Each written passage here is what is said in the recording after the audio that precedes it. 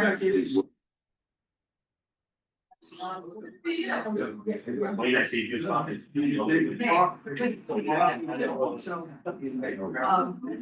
this week. I know.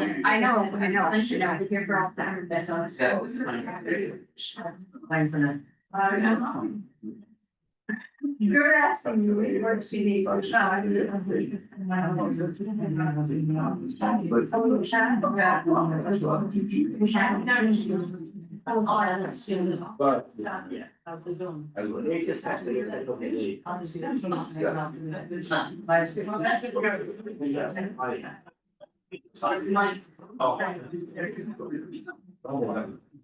we get it.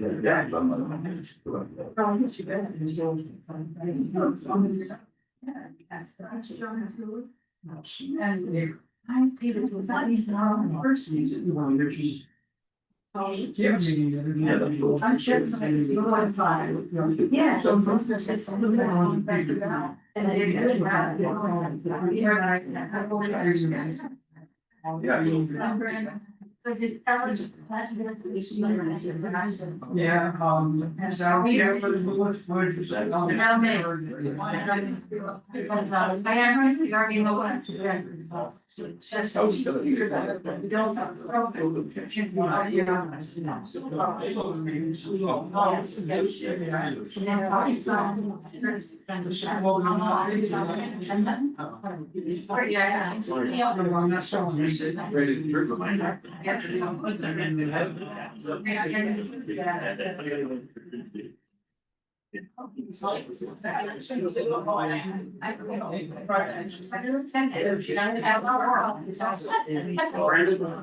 Reason why that door's closed is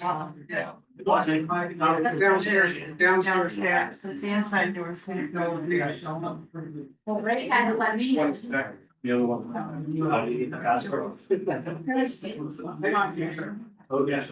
I opened this computer and I have to want to ask for this. So I opened the author for the computer.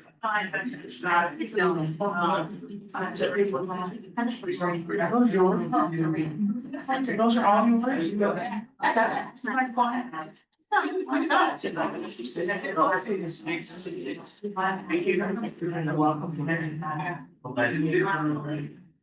I've always. So what do we got going on? It was so important. We're gonna get yelled at. But I have to try. Sometimes you know those you done where it's coming. Is that version? They don't cry. They don't.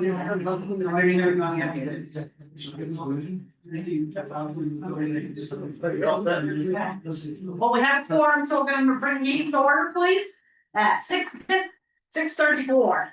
It's stand and pledge. Or you can lead us. Pledge allegiance to the flag of the United States of America. Stands one nation under God, indivisible, with liberty and justice for all. I'm gonna close the things I feel from the. That's fine. If everyone would stop, make sure they sign in piece of papers on the podium with a pen, please. Okay, agenda review. Is there anything that anyone would like to change on the agenda review? Should we group some of this stuff together a little better, Brandon? Would it flow better, or is it? Have you made a plan for this? It's better the way it is. I think it's fine. Okay, leave it that way then. Review the minutes from the previous meeting of 9/22/25 with all the changes that we've asked for. Under the Memorial Grove Committee discussion, there's an item that left out. It's a little hard to follow because its lettering has shifted.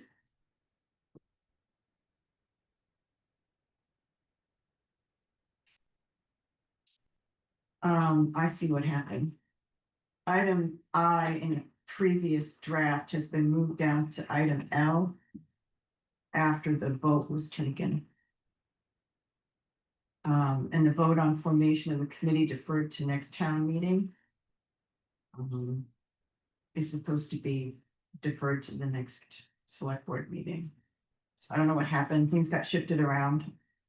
And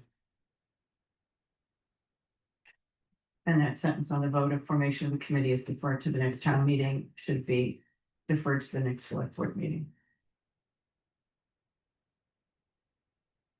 Yeah, those are two very different things. Other than that, I think everything else was addressed as we had requested. So I make a motion to accept the minutes of September 22nd with that additional question. Second, Any discussion there? All of them, signify by saying aye. Aye. aye. Okay, minutes from 11:14 from our last meeting. Motion to, Make a motion to accept the minutes of the October 14, 2025 meeting as presented. second, Second, any discussion?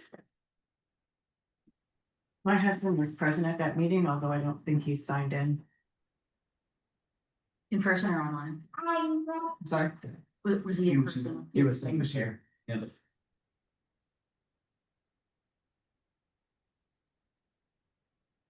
Anything else? I believe Ray Moore was also present. Yeah, he was. Yeah, and it's not even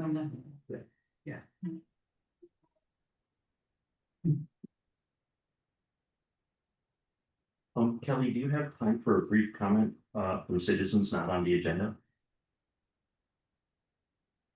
Oh, sorry, Sorry, we skipped over that. sorry, I missed that. We'll get to that in a second. Sorry about that. Yes, ma'am. Okay, any other discussion on the minutes from last meeting? I know why you're here. I'm sorry, I skipped over it. That's my fault. Okay, all those in favor of the minutes signify by saying aye. Aye. The opposed, any extensions? Okay, any comments from the select board of anything not on the agenda? Town managers? Nothing? Okay, citizens from any subject that is not on the agenda. Mr. Murray? Thank you, Chair. I just have a short update from the Veterans Memorial Committee. We had our monthly meeting on Thursday, and we did our final preparations for the Veterans Day ceremony. We posted it on the town Facebook page, Front Porch Forum, and the committee's Facebook page, and emailed out our leaders. I wanted to just share with everyone that it's going to be at 11 a.m. on Tuesday, the 11th day of the 11th month. And our guests include our sheriff, Ryan Palmer, who's an Air Force veteran. And our representative, V.L. Coffin, will be introducing our keynote speaker, the Adjutant General of the state of Vermont. He was, Gregory Knight is his name. He was also the Citizen of the Year this past year for Vermont. So he'll be coming to Weathersfield. The other thing we're working to get some more information. We want to recognize Ernie Chan, and also it's come to my attention, Lynn Esty as well. So we'll be making special remarks. I'll be reaching out to some folks to help me with that. The second thing on Veterans Memorial Committee, after we get through the Veterans Day, we'd like in January, and I wanted to see if you're agreeable to this. We'd like to invite some of the other committees and make it a public meeting to discuss kind of the future of the Veterans Memorial Park. We see an opportunity there to partner, like we've talked about in the past, with Parks and Rec, even the Garden Club, Historical Society. Many towns have bandstands or gazebos, and we think there's a possibility that the park could be rolled up under Parks and Rec, but that we could do fundraising as a unified town to raise funds to have a bandstand or a gazebo like many other towns. And I had a picture here to show you of what Ludlow has. It's just a nice bandstand, and in the park you can see there's pretty adequate room to do something like that. And with the hill that goes up behind, there's even a possibility you could do some outdoor seating. So if there was an event in town, or inclement weather, or people even just wanted a place to have lunch in the village, it would be something that would add value. And we think there's a possibility, if there's enough interest, first we have to just see what the interest is and see what thoughts are, that there could be fundraising involved without affecting the town's budget. So I was gonna ask the board if that's something you feel is worthy and would merit moving forward. We would dedicate our third Thursday meeting in January to getting public feedback and collaboration. with the other town committees.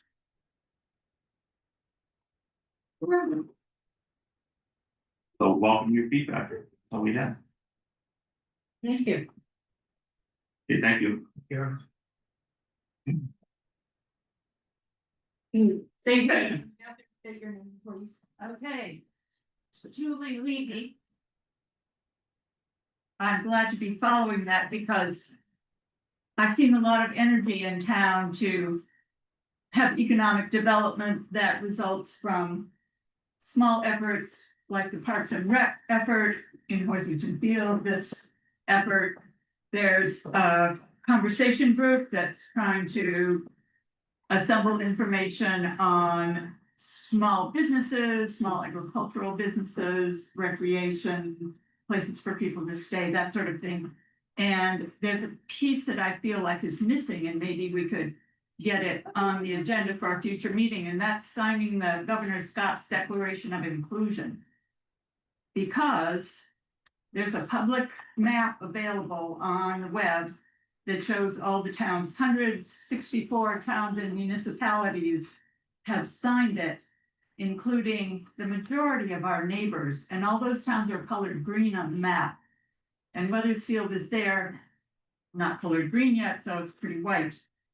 And the towns around us, Springfield, West Windsor, Windsor, Ludlow, Bellows Falls, Saxons River, Putney, Wyndham, have all signed it. I realize we have a Declaration of Inclusion, and that's pretty important too. I think this doesn't contradict it.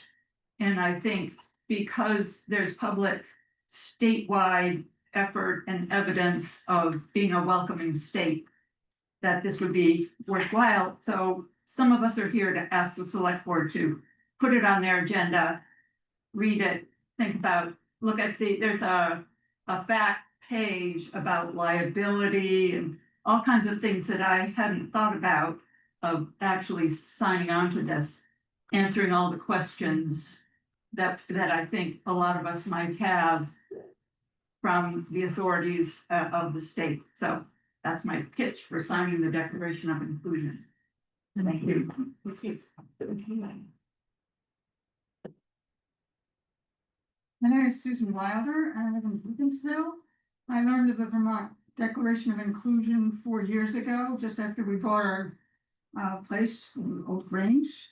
And now that I'm a full-time Vermonter and glad to be so again, I asked that Weathersfield consider looking at the Vermont Declaration of Inclusion and what it might consist of. There's a lot of information, excuse me, on the web about this. I've been in touch with one of the coordinators for the last 4 years, and we now have 164 towns who've signed on. And it would be wonderful if Weathersfield would consider doing the same thing. I asked you to put it on the agenda if we could do so. And I'd like to say also, this is a critical time for Weathersfield to step up, especially as DEI initiatives are being condemned right now. So thank you very much. Thank you.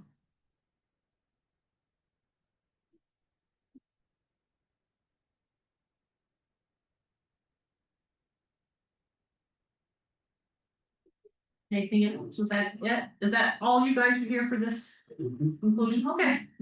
Thank you. Thank you for coming. We'll discuss it and move it to a future agenda. We can't put it on tonight, but. Okay, next item on the agenda is code of ethics investigation, the third reading. Motion. What's that, the third reading? I think it's the final reading as well, right? Yes, it is. Third and final reading of code of ethics. What's the proper motion? I don't know the right words. To accept it as presented or adopt it as presented on today's date or. Yeah. It's the right words. To adopt it, I think if we head there, so you would adopt Oh.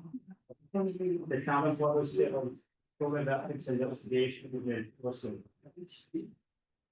Make a motion to adopt the Town of Weathersfield Code of Ethics Investigation and Enforcement Ordinance as written on October 13th, 2025.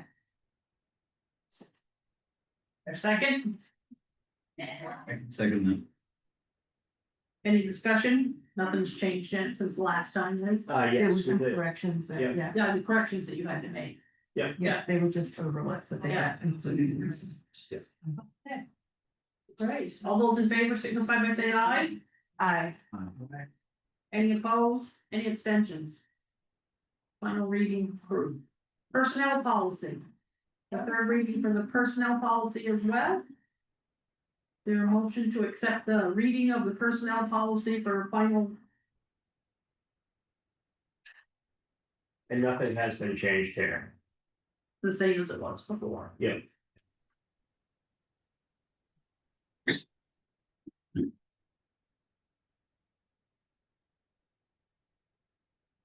And I'll speak up that one.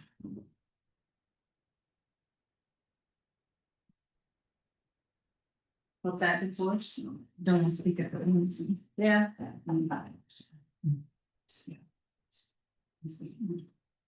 You want to make a motion first on the third reading?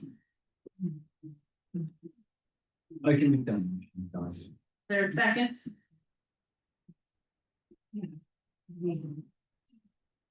I'll second it. Is there discussion? Any discussion on the personnel policy?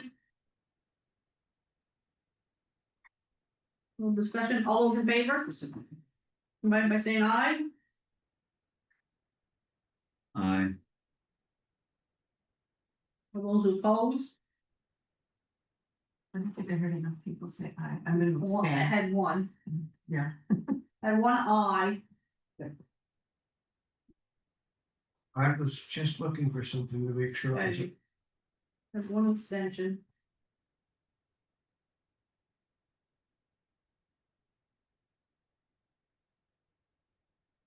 Well, we're voting anyway, so we're not in discussion, so. Is Aye. Rika- I'll- I was gonna say, shouldn't we be doing this by roll call since we've got somebody online? Is she, oh, there she is. Rika, can you unmute or can you hear us sufficiently? Yes. Yes. Your vote on the personnel policy, we didn't.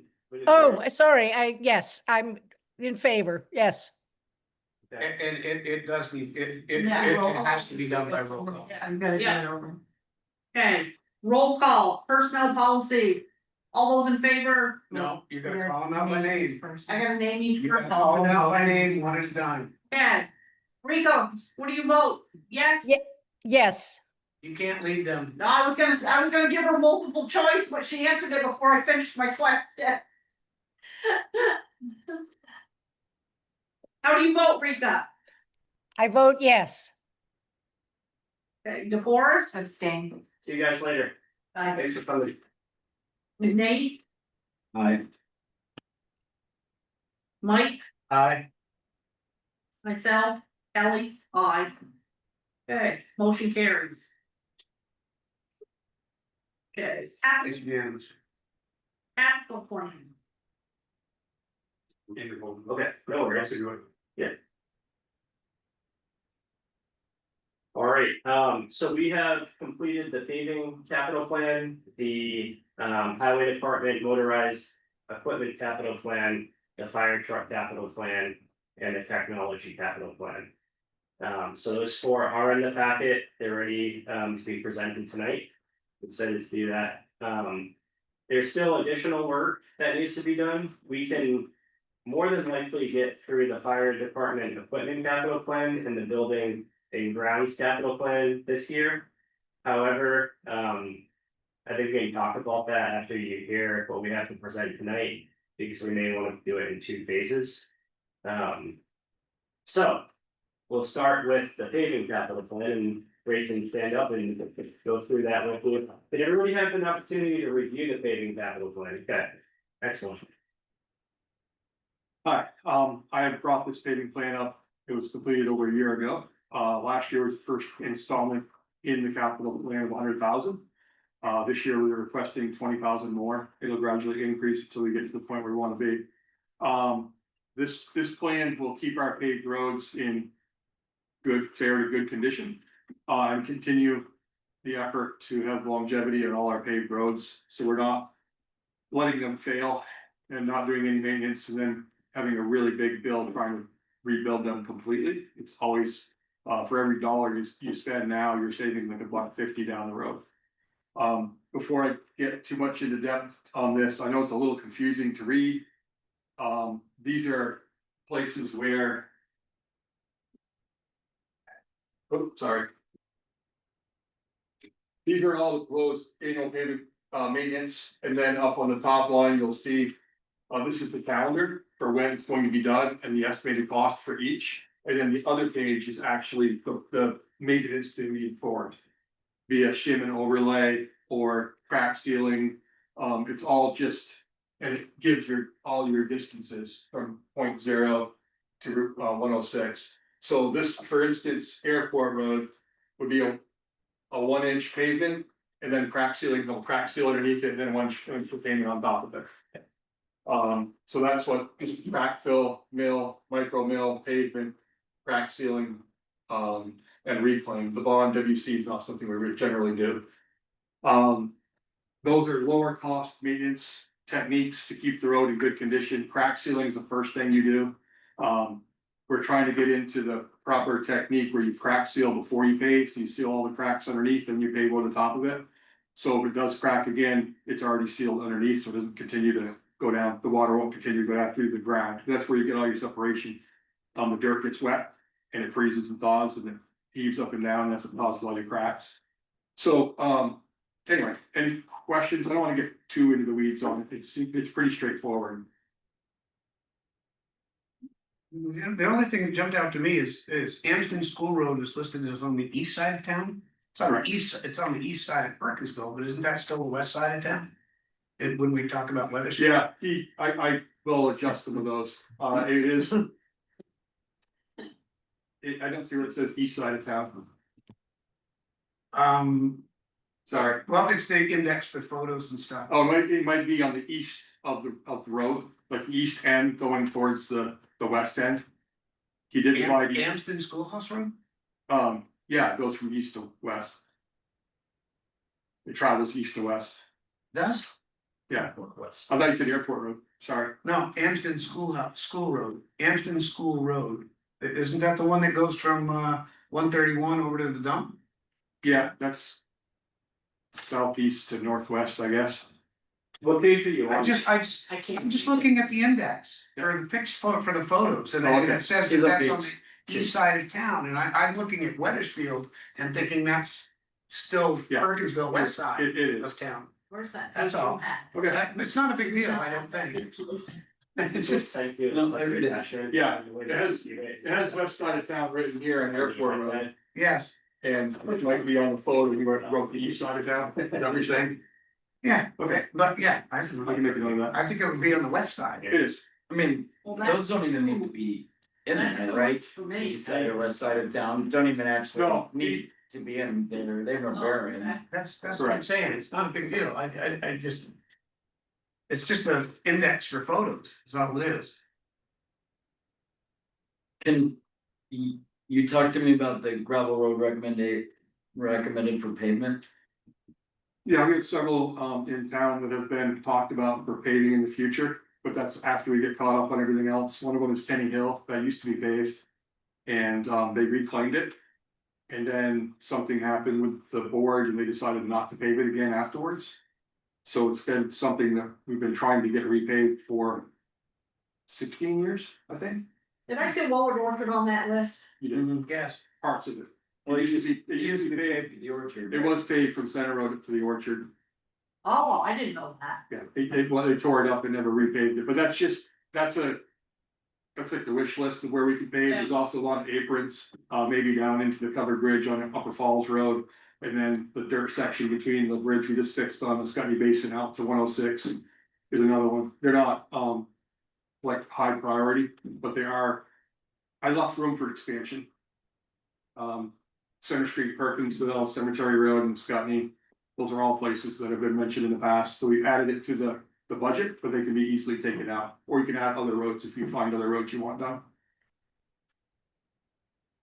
In the long term.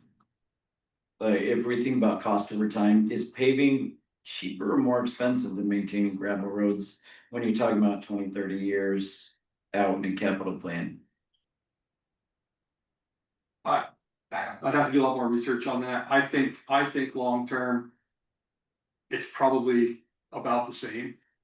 Because you're fixing places underneath the road, you're fixing the road bed for the mud too. You're not dealing with as much maintenance, you can't really count the people. Like Walnut Orchard Road, we've graded that 5 times this year. So places that have a lot of traffic, and those are the ones we target to maybe be paved in the future. It would be cheaper to pave it. If you took a road like, Old Center Street, Perkins, there's hardly any traffic on it, it would probably be a wash. We pave it, and that pavement's gonna last for a very, very long time, and make little maintenance. Depends on the road and the location. And make sure you do it properly, you have to put gravel underneath and reinforce it and do core samples, you don't just pave over the crap that's there. Paving doesn't necessarily rule out a washout either. No, That's an awful lot of money going down. If you're paving an area that might be prone to something like that. the paving to be considered in the future. One of them was Tenny Hill, it was paved, people bought a house on paved road, they were supposed to have a paved road. And it was taken away from them, and it's been a point of contention for years. Yes, it has. So I put that on the list. The other ones on there, because they're smaller roads and it makes sense to possibly pave them in the future, do a cost analysis to see, like, Cemetery Road over here in Scotty, all the other roads around this little area are already paved. We already have the salt, we can maintain it better in the winter time. But we have to do a cost analysis at that time. Like I said, it's way down the road. As far as getting those done, we're more keyed in on the roads we have and keeping them maintained in good condition. But there is room for growth. Wellwoods was paved up to the orchard, but I don't think you'd ever want to pave that all the way through. No, well, The traffic I wouldn't say never, but- nuts on that road, if you did that. you don't know what's gonna happen in 25 or 30 years, but my intention would be to pave it to at least Stokes or maybe a little bit further around the corner right there. I remember reading in the RSMS documentation somewhere, I can't put my finger on it at the moment, but the process of deciding who gets fixed when Mhm. needed to be transparent Mhm. and formulated, and I'm not sure I found that in this documentation, the process whereby we decide which roads get what attention each year, so It's that all we're not- based on a scoring system. You drive down the road or walk down sections of road and you score it on tracking, troughs. so you have a formula for Yes, deciding. it's all done in the system. You put in what you scored at on like 10 points. We didn't include that in that, but that was included in the original, yes, we wanna do this. But that would be the process whereby Correct. each year you set up your schedule of who gets what Correct. during construction season. Correct, and some of those will move. If you go out and do a scoring, and you had a winter where you got a lot more cracking and a lot worse conditions on one road and the other one held up better, you might switch them and try to get the other one done first. Cause you know, we get people in here that say, how come you're not fixing our road, you're Correct. fixing that one? And that's And exactly ours is why, worse than theirs, why, so that's what and I that's exactly why we want use some that. kind of objective system for making. It's a whole system, it's a class you go to, you have a score sheet, you go right down the whole score sheet, that's what he did when Everett made this whole thing. Yeah. He and I worked together, went down every road, checked them, took photos. Yeah.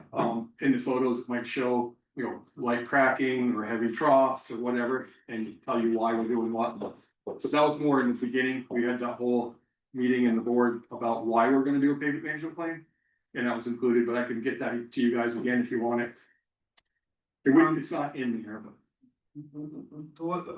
In reference to that, I don't know dad burn thing about roads. When we drive on, we travel on them, they get bumpy, they break down. Mhm. But you are our expert, Mhm. so when you make a decision. I think it's good policy for this board to stand behind you. Absolutely. And that's why I really pushed for using that management system where you score a road. It takes my opinion out of it. I have some judgment on roads are equally bad. and I gotta decide, I'm probably gonna choose the one that has more traffic when it comes to that kind of scenario. I agree with Mr. Todd that we defer to you. But it is a very transparent system, that's why. I thought it was wonderful. I was just really happy to see all of the work that went into that little chart. When I saw how much it's gonna cost, it's gonna be a little scary until we get things up and running. The least painful process we can do to reduce sticker shock. I think in looking at all these capital plans, the objective is you know what you have to buy, or you know what you have to do for maintenance, or what you need for equipment. And this is a gentleman, so speaker, notification, couldn't make it apparently. Anyway, the whole theory behind it is you know what it's gonna cost, and we're trying to come up with the most affordable way and the best way to purchase things or maintain roads long-term to save money long-term. And yes, it is sticker shock in the beginning, but if you don't do it, you're still gonna have to have that equipment, for instance, and you're gonna end up spending $1 million point something more just in highway or in the paved maintenance. We do nothing. We'll do what we've been doing, and you wait for them to get so bad that you have to come up with, you know. And then you're bonding, Yeah. you're borrowing. Kendrick's Corners Road is a perfect example. We waited too long on that and then had to tear the whole thing out, reclaim them. And it would have been. I think we need convincing with that. I think we understand the whole process. I'm Okay. thinking of the taxpayer who gets the. Yeah. So we need to keep that in mind. And grant opportunities are always popping up as well to help Well, they with used some to- of that stuff. I'm sure they. Yeah, and that's also a downfall, because in the past, what I've gleaned of it, we're going through this whole process over the last 6 years is they decided to just use grants to do a lot of the repair and didn't have a backup plan. So if you didn't get the grant, you didn't do any paving, or if you borrowed the money to pave, you did no paving while you were paying that payment back.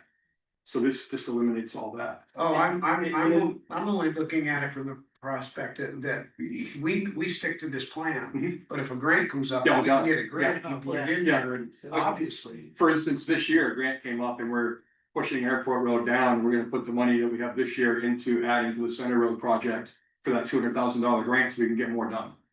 And then next year we'll go back and do Airport Road. So those are little adjustments you make if you do get a grant. Sure. Another thing we do, Mike, is if we do get a grant, you can revisit your capital plan and then you can demonstrate that in the years following. Sure. So you can reduce those numbers to reflect the increase of money that we receive. That's kind of what I mean. Yeah, it works. It's a, But you every gotta have a 5 plan. years, when you review it annually, Yeah. you adjust every 5 years. And also, like the document, we talked about transportation plan. Yes. I made sure to pull out the class 2 roads that are eligible for paving grants. Your class 3 roads that you have that are paved are not eligible for paving grants. So there's that. I've also I tried doing that in the draft with that transportation plan coming up. To include all the language so we're eligible for more grants, so we can get more grants. Just to bring everybody up to speed, I'm working on the transportation chapter for the town plan and the planning commission. And I've been working with Ray, so that's why he just gave me that. Everything ties together. I mean, if you have it in your plan and you have it in your town plan, your master plan, then your grants are, you can reference it and you're moved higher up in the grading. Anyway, I don't want to over talk. I know there's a lot of stuff on the agenda. Any more questions? I just want to say I'm very proud of our community for doing this kind of thing. I think it's something we can all be proud of, and thank you for all your expertise and juggling grants and all the things that you do on a daily basis. It's much appreciated. Town for you to have you. Thank you. You get your next on the agenda, so it won't leave. Don't go anywhere. Nowhere. Highway motorized equipment capital plan. Is that him? I mean, you have it's scary. I mean, the cost is scary. I'm not gonna That's, lie. yeah, that was. Oh, we know that. Again, to pitch a capital plan is. I've researched with other towns and cost analysis on what trucks are worth and when they start costing more. The biggest sales pitch I can give, I guess, is. We're not a contractor. One thing I've heard a lot of talking to different people about this capital plan or trying to rotate trucks or equipment out earlier is, why don't you keep it forever? It's still, you can make a truck, you can rebuild it, or you can rebuild a grader and keep it for 30 years.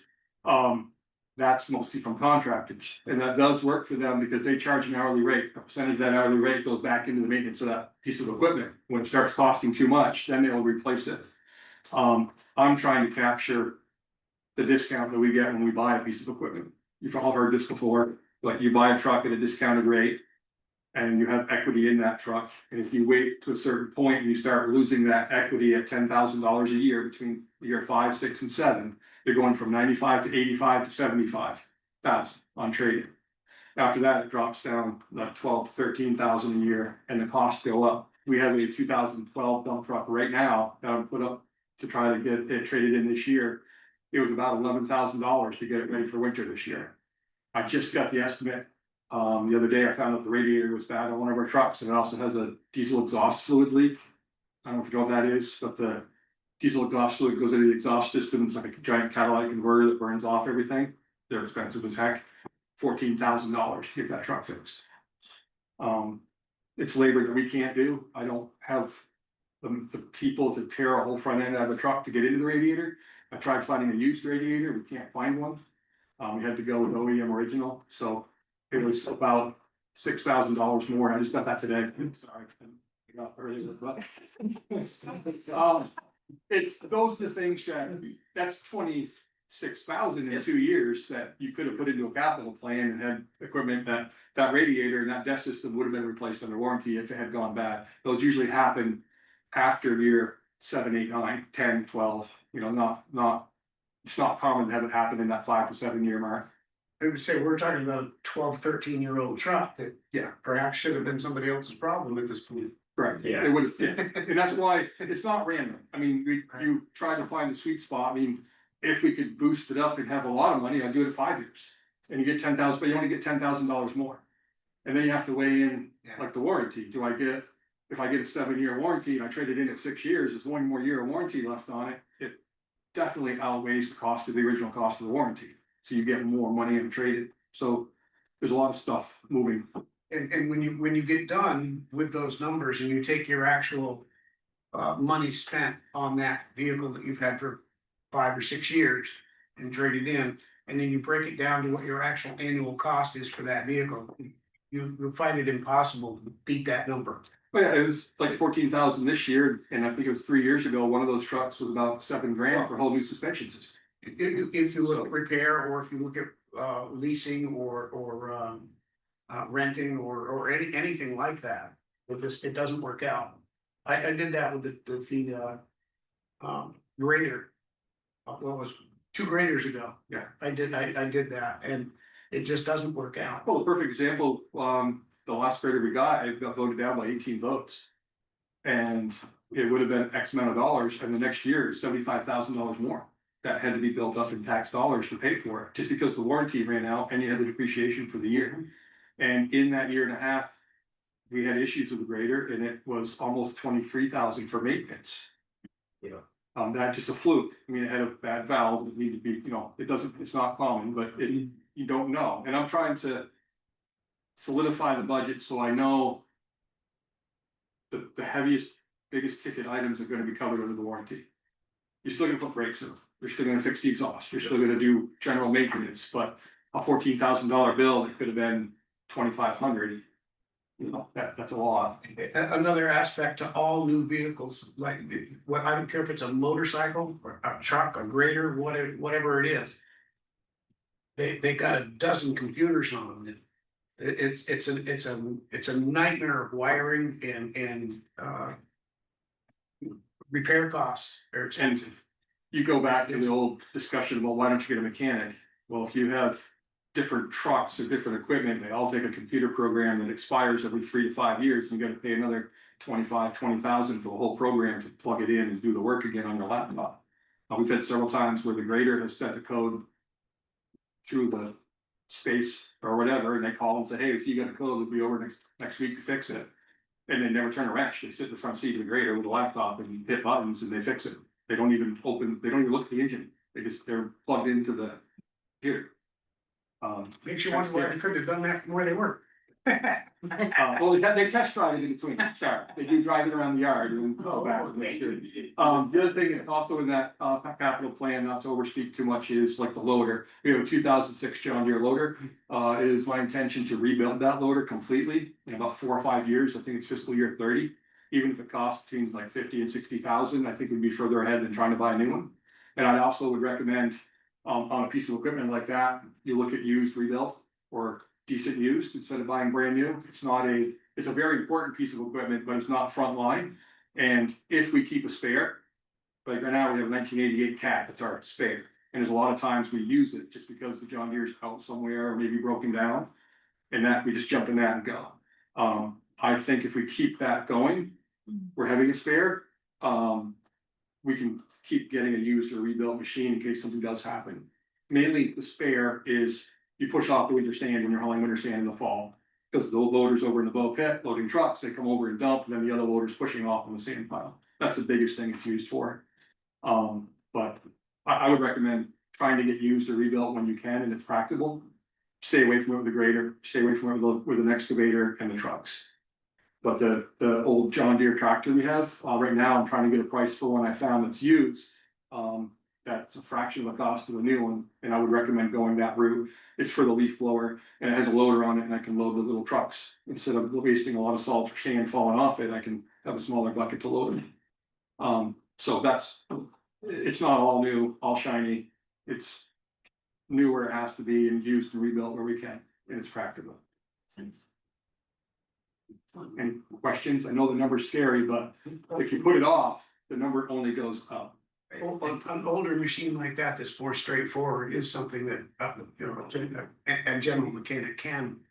Yeah, it does have some computer stuff on it, but mostly it's free of the aftermarket, like the DEF. The DEF is a diesel exhaust fluid. Those systems are horrible. They're expensive. Remember when Route 131 was paved? If you drove out through it, you had the post on the side of the road with the paper plates on it with numbers on it. Those were somehow used for them to type in a coordinate. And that machine basically knew what to do as it went down the road. They have GPS now. You can download a print of a road or a parking lot, hit a button, and you just drive it, and it automatically grades. It sets the grade for you, either in a dozer or an excavator. We're not that technical in our department, but ours actually has it so it's set up so you can add the GPS to the end of the blade if you want to pay 40 grand more. But we can pull the lever. Anyway,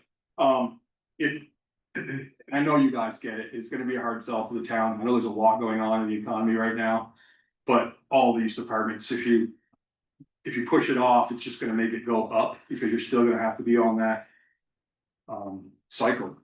And it's, people will say, well, why don't you go 10 years on a truck instead of 5? It's because it's dropping, you're gaining $10,000 a year. You have to pay more in taxes on that truck to buy a new one. And the maintenance costs are no longer covered. You can only get a 7-year warranty. That's what I've found in life. So. Thank you. A lot of work. Thank you. You too, Brady. Next one up is the fire apparatus capital plan.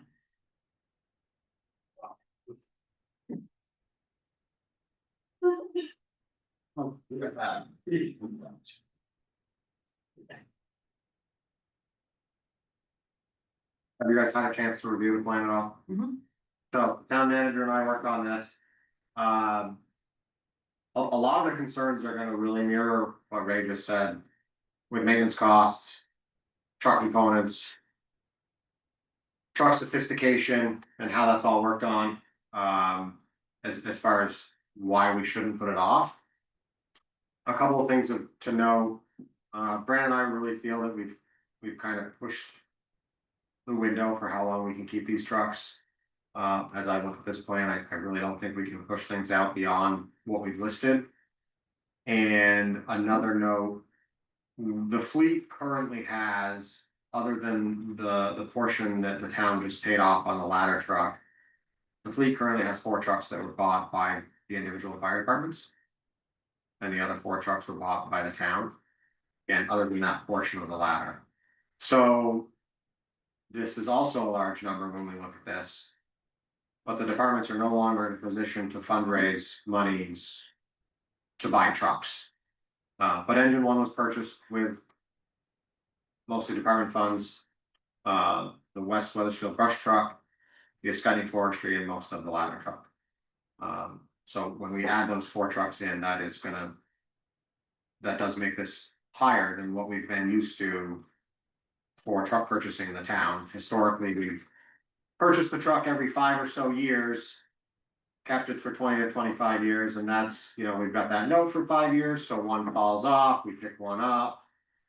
That time frame doesn't work with it with 8 trucks.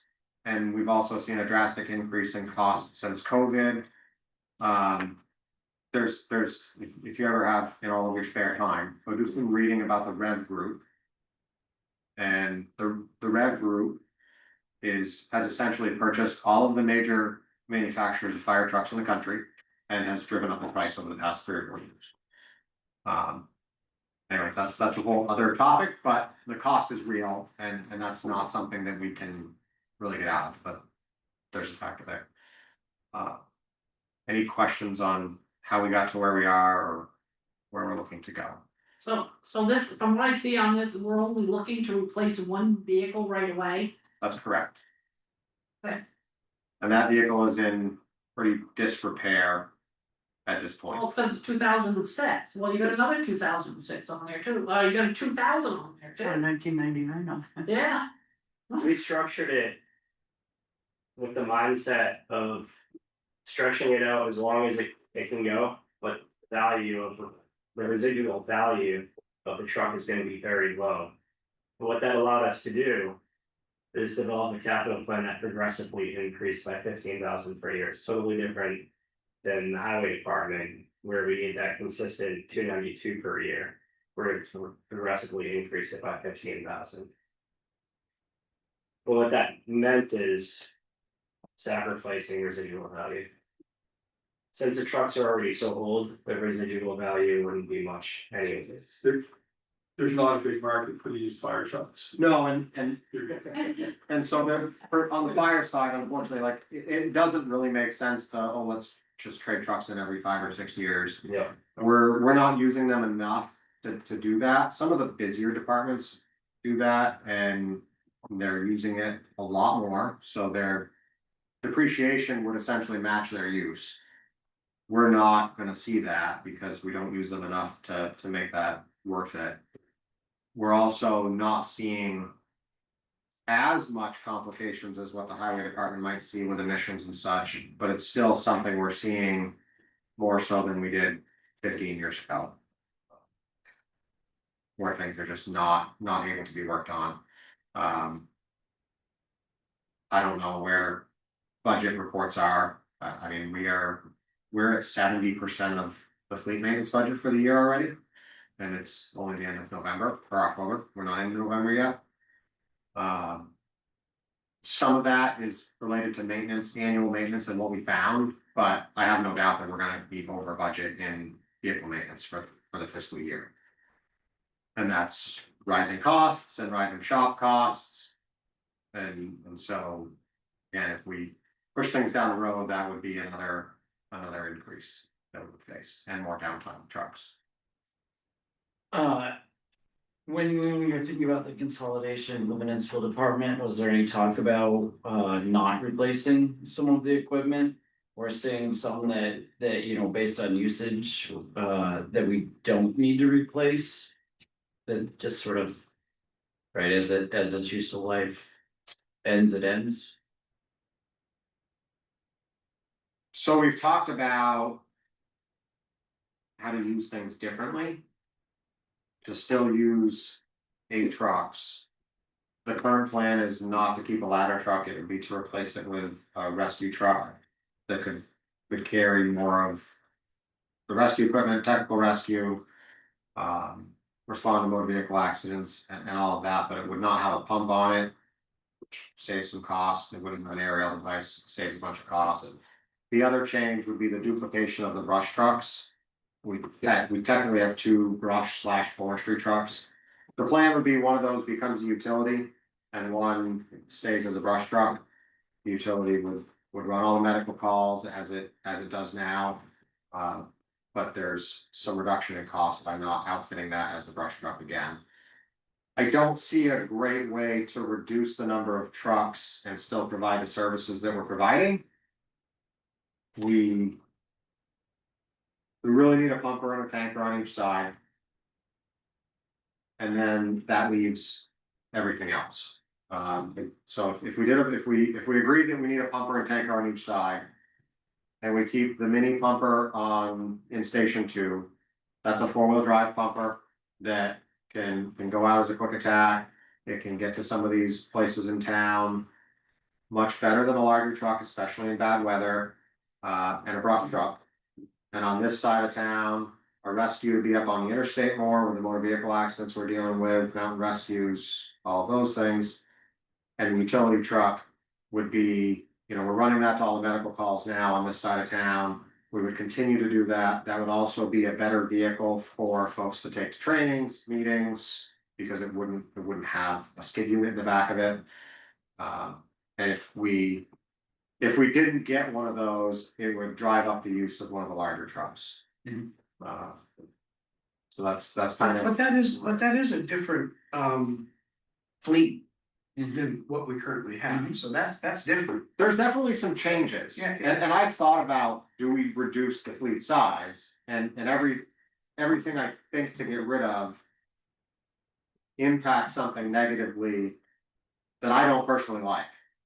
And so when I look at fire services in town, and Brandon and I have talked about this on a big picture, I want to provide the best services we can and be proactive rather than go with a bare bones approach and kind of fall behind. And that's, as we look forward, there's potential for regionalization with certain things, and I think that we need to continue to talk about, do we need a ladder truck if Claremont has 2 ladder trucks and Windsor doesn't have one right now, Springfield does, Hartford does. To me, the answer is no. Well, we use a ladder truck for training more than we use it to calls. However, there's a real need for rescue-based stuff. We've been on the mountain several times, towing people off. We're constantly going to car accidents. We have a lot of bodies of water in town. We've done some ice water rescues, some other water rescues. And as we look to the flooding that we've seen and the natural disasters, I see that picking up more than fires. So we continue to see less fires. We need the equipment for when we have the fires, even though we're seeing less of them. But on the flip side, we're seeing more of these rescue-based situations that can utilize other vehicles. And for example, the rescue is placed in there right now for $450,000. That would be a rough cost today to buy a new one. A new aerial device is $1.2 to $2 million. And a new pumper today is $800,000. Wow. Yes.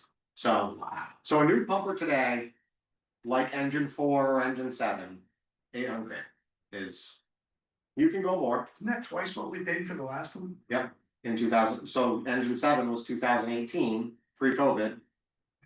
Things went really high.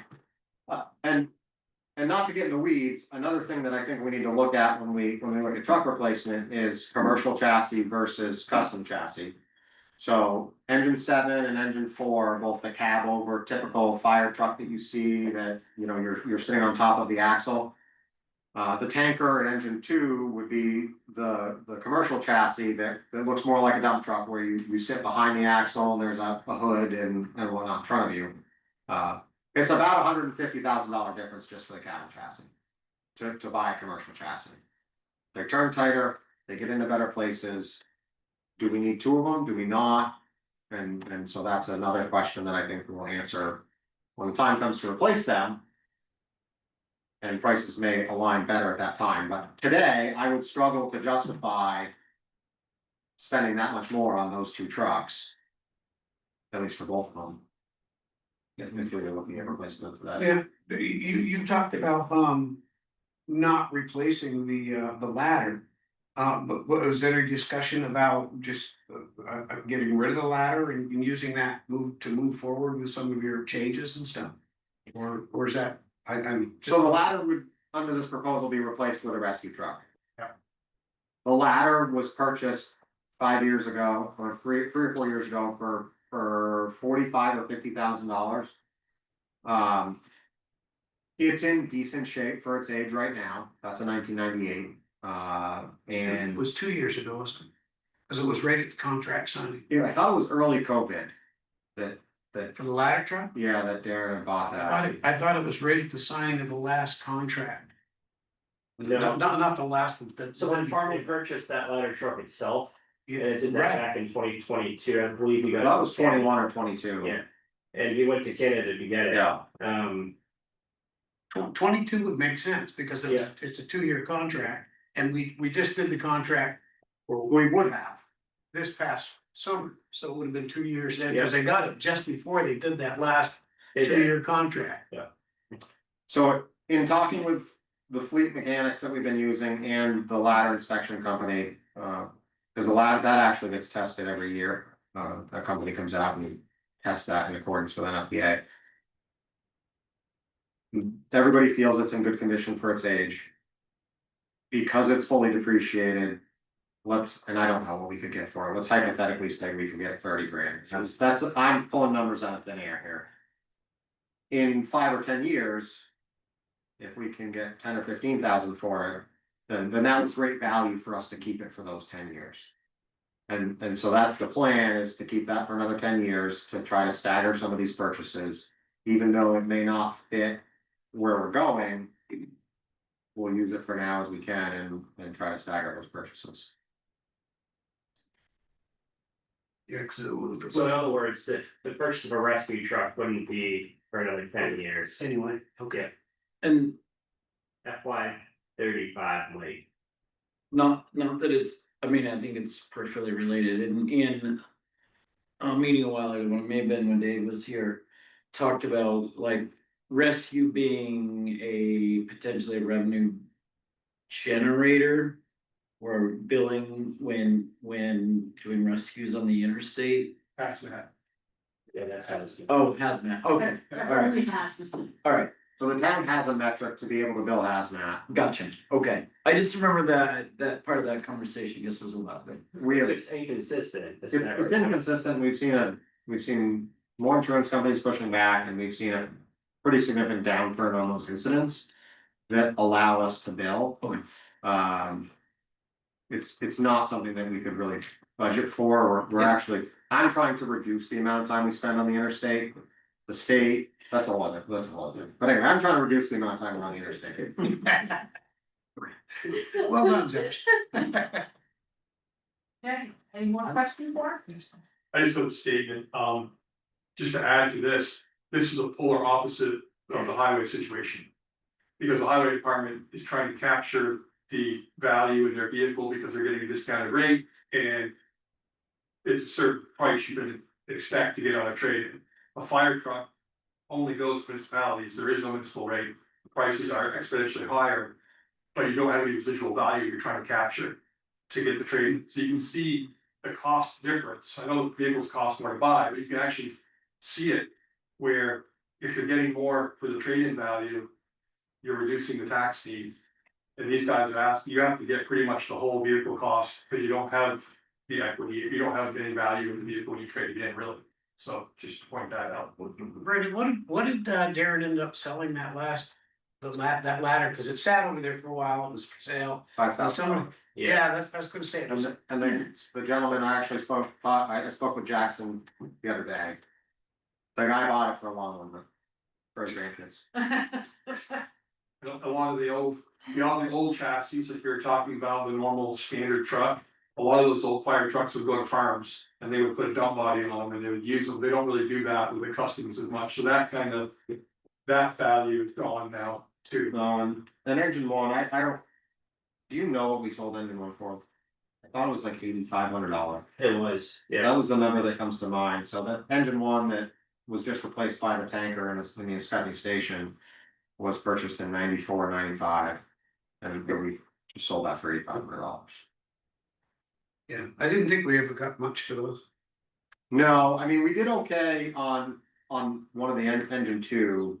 that was only 10 years old or 15 years old, but we generally use them to the end of their somewhat usable life, and that becomes more corrosion than anything. We are running them in the winter, we're running them in the salt. No matter how good we clean them off, we're putting them back in a heated building, and that allows the salt to work. Which doesn't help. And some of these, we did increase the useful life from 25 to 30 years on some of these trucks. As you'll see in the summary of product inventory. So we basically maxed out. I really feel we are maxed out. I think this is as conservative as we could comfortably go as far as cost and be providing the same level of service that we are. Any reduction from here, and that would be a reduction in ability to serve in some way. And drove the risk factor up, right, that we're gonna blow up the plan at some point. I mean, there's that balance, right, of conservative amount of money you spend. And the risk you're taking in that you're wrong, right, and incurring an unexpected expense. Yeah, and I mean, so there are some other factors. Brandon and I talked about a couple of them. There's been some area departments that have been successful in applying for grants to replace old trucks. Chief Donovan and I have a plan tentatively, when the time comes to replace the existing West Weathersfield engine 2 with a tanker, to apply for a grant. If we receive that grant, great, then we can adjust the capital plan for a few years after that, based on the receipt of that grant. But to Ray's point about the paving, if we don't have a plan, that doesn't leave us in a great place. And some of these trucks, it's not realistic to probably get a grant. That's the most likely one that we would be successful. Chief Spalding did apply for a grant several times to replace the ladder truck unsuccessfully. And that, we believe just comes back to, the response area, what we're doing, what we're not doing, and.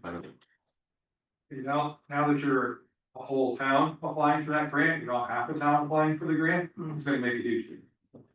And I would highly advocate for a grant writer.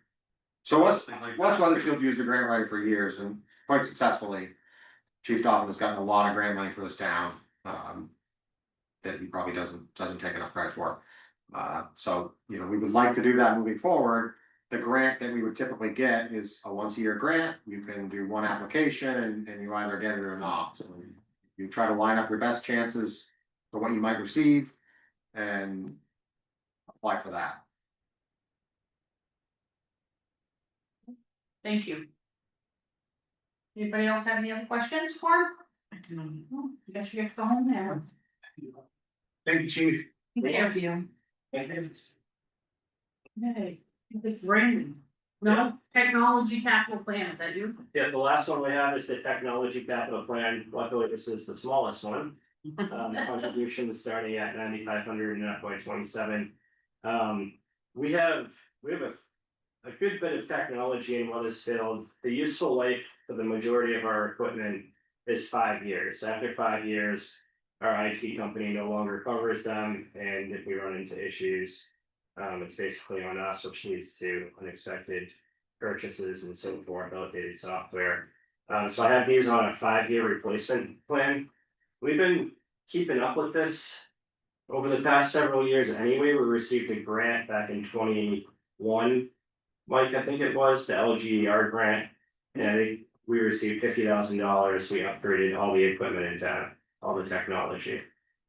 So most of the stuff that you're seeing in here was purchased with that grant. So we have desktops, we have laptops, we have iPads. For the iPads, the useful life on those is actually higher. We put those in at 7 years. And then, at that point, the technology and the software updates from Apple start to become, you don't know whether or not they're going to be able to be updated. On this laptop here, I have it at 10 years. And then on that laptop over there, I have it at 7 years. The total replacement cost for computers is $49,269 for the first replacement, and the second replacement is $56,000.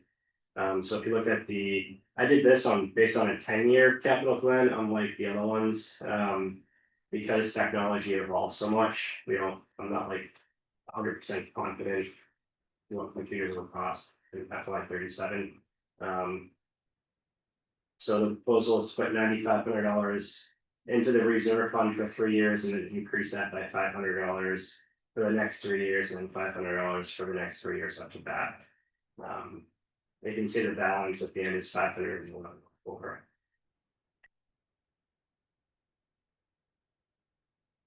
Any questions? So the theory is you're doing batch replacement versus replacing like 2 a year. So if you look at the summary of current inventory, it shows the years currently in use for all of our computers, and then what the useful life is and the remaining life.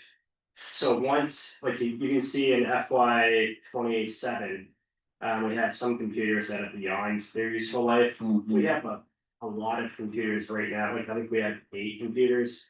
We're gonna replace 4 of those this year. I just signed the purchase order to get those replaced. And then we're gonna do 4 more, 1, 2, 3, 4, 5, 6 next fiscal year. And then after that, once they reach, after FY 27 purchases are made, it'll be, once the useful life runs out, they'll be replaced, and that's in the plan here. So if you look at the summary of current inventory, it shows the first replacement cost. The way I calculated the second replacement cost, and the first replacement cost is I added 2.5% per year to the cost of each computer. So when you look at the withdrawal schedule, you'll see an addition and you'll see a withdrawal. Those withdrawals are the sum of the computers that need to be replaced in that year. So it's not necessarily we're just going to replace 2 a year, 3 a year, just when the useful life runs out. That's what the withdrawal would show. That's why you see different withdrawals each year. When I talked to Steve Heyer, when we've talked about this since 2020, he and I agree with it. In order to keep the tax rate stable, you don't want like withdrawals. With withdrawals, revenue is still like this. So what this does is it has a healthy baseline of the same amount each year, and the withdrawals can fluctuate. And your reserve fund balances will go up and down. Right. So that's what we did with all these capital plans. I have a question. What is the library CD? There's several other library computers further down on the list, but at the top of the list it says library CD. I don't understand what that is. Circulation desk. And how's that different than the director and the general? What is the general? So the general computer is that computer right up at the front for The genealogy research? yes. Okay. And then the library director has his own. That one, that is it, yeah, okay. Circulation desk, okay. And my other question is, I know it says in here that you will work on cybersecurity for hardware, but. Yeah. My concern is also the employees, anybody who uses the town's computers. Maybe that doesn't belong in here, but it is, Yeah. it's a real concern. It takes one wrong email opening an attachment and. We've lost our bank account. It happens that easily. Ask Ed Yeah. Morris. We have, So I see that you're planning for that in terms of the equipment. yeah, But what's in our plans for the people part of it? so we already have that in place. You have a training program in place? We don't have a training program in place that we will put in place. Those are some of the things that we're talking about doing. But we do have IT in place, and that's CCI. We've been using them for a long time. We have another element. Suzanne and I met at the town fair to do an additional layer of security and training. That would be an operating expense. Right, I guess that's my concern is that, are you also embracing the training part that goes with all the employees that use these computers, cause that's the weakest link. Oh, absolutely. In addition yeah. to the hardware. And No, I am. we just made a significant step. We for a long time, the town has had its server, like an actual physical server. Yes, right upstairs in the closet. And And it came time to replace that server, and we've decided to move to the cloud. So everything's being moved to the cloud right now, and we'll be in a serverless environment, From the closet which is to the even closet. secure. That doesn't make me feel comfortable either, but that's, that makes me nervous. Going to the cloud, Yeah, There's actually a lot more security in the cloud than it is in the server. so I think we're actually. I'm sure you're the only right. one left with the physical server, yeah. It's difficult for us older people. To grasp all of that. Yeah, I just worry about somebody opening an email attachment and getting into trouble. so. That, I really, like I said, we're gonna do an additional layer of security here. Like Well, it's even, just teaching the employees what to, yeah, every year, watch out for this, watch out for this, get an email that looks like this, watch out, don't touch it, or. Yeah, that's a policy / procedure thing. That's a training thing, it should happen every year for anybody who uses or has access to the town's computers. that way they get updated on those, Whatever those, there are signs you can look for. I think the situation you're referring to is the person didn't follow the policy that was already in place to have a second person in on it.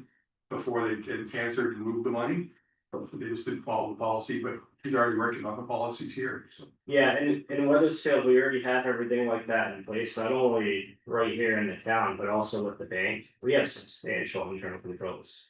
It would nearly, I'm aware of that, Yeah. it's just the email thing and that personal connection, that's all it takes, is somebody getting an email, opening an attachment, and you're in trouble.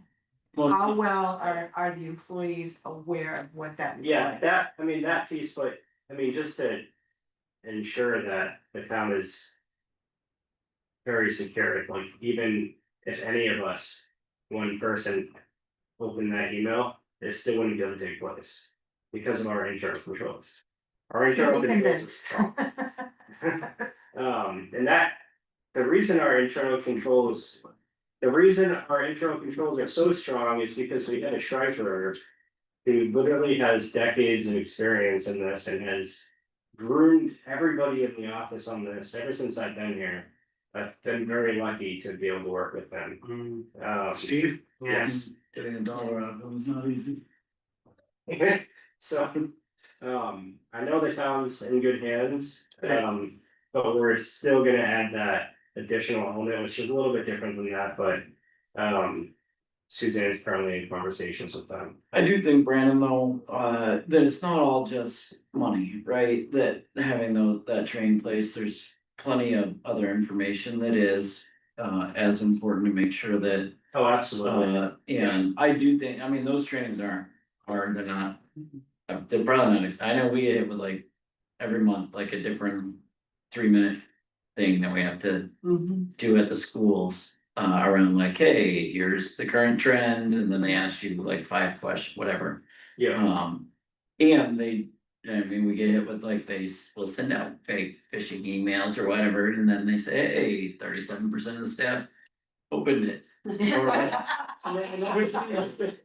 not how I say that. I rest my case. That's actually the piece that we're about to implement. At the town fair. Yeah. You gave the answers away. They're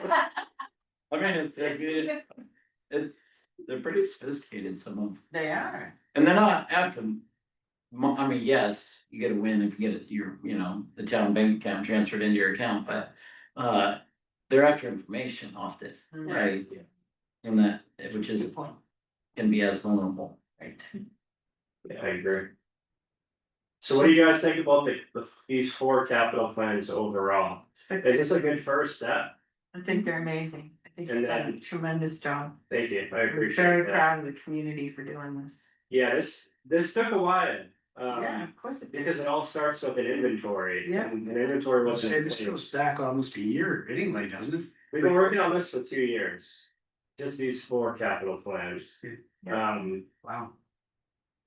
So we could do a phase 2 and do the equipment. We want to also do roadway infrastructure and bridges.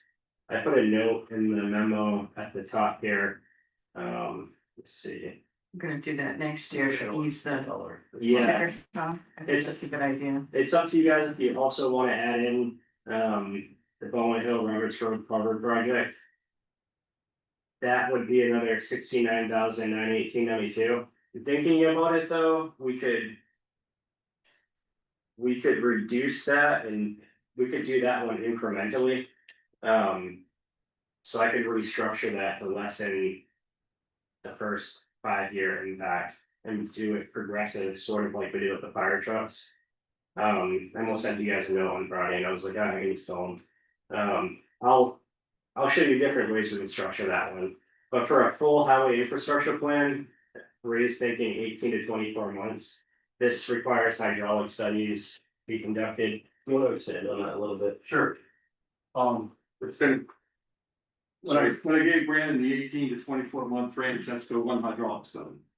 So if I went out today and had a list of all the bridges and structures that have to be replaced in the next 30 years. And gave them to them all 20 of them all at once, I don't know how long it's gonna take, but on average, it takes 18 months to get a hydraulic study back. And you can't get the price without the hydraulic study, because the hydraulic study tells you the size of the structure you need for that perennial stream. So that's where I'm kind of stuck. Didn't factor in the fact that that changes. And hydraulic study required 2 years. Not that more. Which makes no sense, because the earth's not changing, where more acreage is being added to that drainage. There's only so much land into that drainage period. I think they're more worried about urban development, like building communities or in a city, or that's why they expire more, but here. The only thing that's gonna change is somebody goes up on a hillside and clear cuts 10, 15, 20 acres and puts 5 or 6 houses in and makes a community. And those are gonna have their own separate stormwater study anyway. So anyways, it's a lot to it. I fully support it. This year really opened my eyes, because all these streams that have dried up that I can't usually see the bottom of the culvert. I looked at some of the bottoms of the culverts. And it's not good. Don't do that.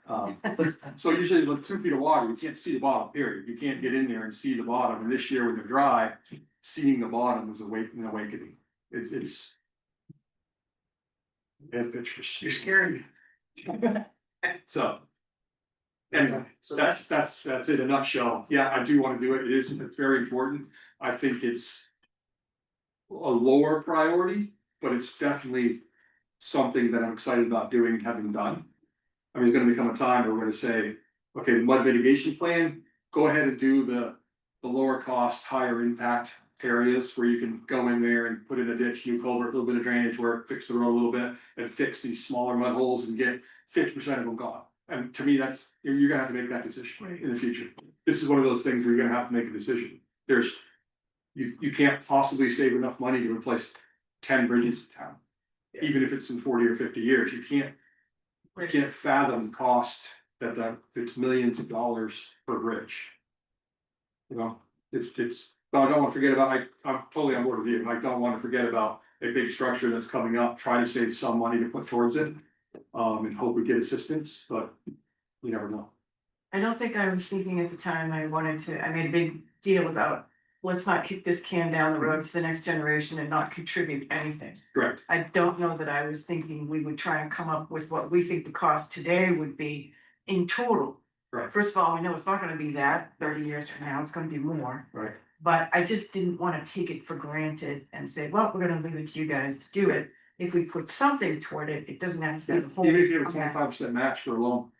That's really, so if you wanna reduce that $68,000 to something different, I certainly wouldn't object. I just don't want future generations to think we took it for granted. And I think that's in the report too. I gave a suggestion of what we should put in there annually for now. This is a stopgap. I'm good with that. I'm thinking, I'm gonna restructure that and maybe we can get it down to like 10 or 15,000 with progressive increments. Yeah, I just think I'm good with I it. spitball the number. Yeah, I'm good with but we'll that. have a plan in place. We'll have the same replacement schedule for that culvert at the next meeting that I can present to you guys. But overall, for phase 1, we're looking at $591,000. To kickstart these 4 capital plans. Yes, that includes 20,000 for Parks and Recreation And then an estimated 25,000 for the culvert, which I'm gonna revisit, that brings it down from 70 to 25. So it is shocking initially. But that also goes back to not making regular contributions to reserves for the past 10, 20 years. Initially, it'll be shocking, but after that, these 4 capital plans combined save a little over $2 million in interest Over 20 years. over 20 years. You know, so Let's that's not read that part down. that's pretty good. So I mean, if you take 2 million divided by 20 years, that's a fair amount of money that you're saving on average annually. I think highway alone is 1.2 or 1.1 billion in 20 years. Yeah, So they're talking about 45 or 50,000 a year. so you're saving 6-figure numbers every year by implementing these. And we'll need that to persuade. Yeah, and it becomes a lot easier too to replace equipment, because then when you need to replace something, you're not scrambling around. And who knows what interest rates will be.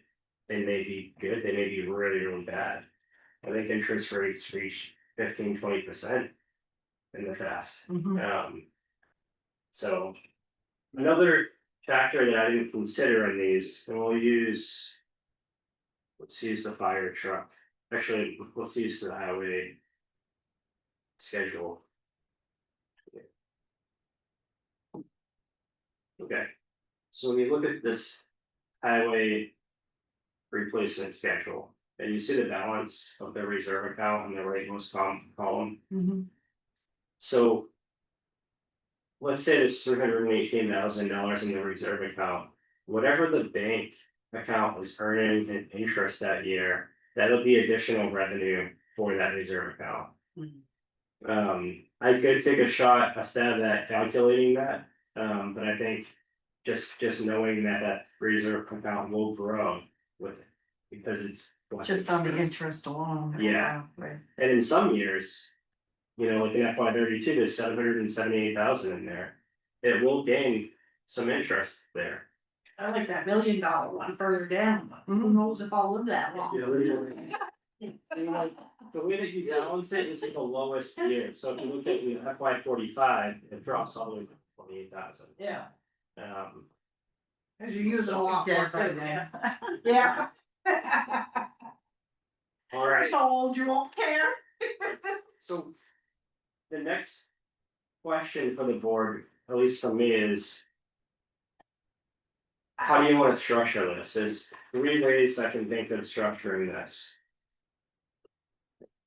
And I won't tell you which option that I recommend, but we could create a separate capital fund that the county can vote on annually. So you have the general fund, the highway fund, the solid waste fund, and the capital reserve fund. Another way that you can do it is through special appropriations each year. So you would have 4 special appropriations each year for this amount. Another way that you can structure it is you can have one initial special appropriation that puts it in these budgets annually. And then it would just become a part of the operating budget, and you have transfers to reserves within the budgets each year. I like the third one. Yeah, me too. One special appropriation that then dedicates to all 4. Yeah, and then when they get approved, it will then just go into the budgets each year when they transfer out the reserves. You'll see a revenue coming in, you'll see an expense going out. And we see that in the list, where you see like the library appropriations. Right, on the budget, when we do the budget, you get to the appropriations, you see the library is usually in there, because that's a separate board that votes on that, and it comes to us as an appropriation. Same as money for like the nonprofits, those are in that appropriation line on the budget. You understand what I'm talking about? Okay.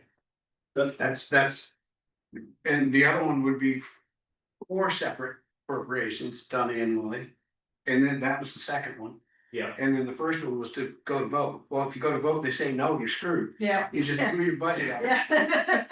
So with the first one, every year you would just have that separate fund to vote on.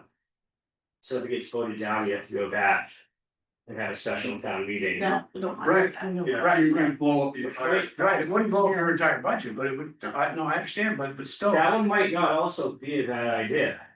Because they would be able to see, What does that number look like each year? so. If we did it that way, next year, the number roughly right now, I still have to.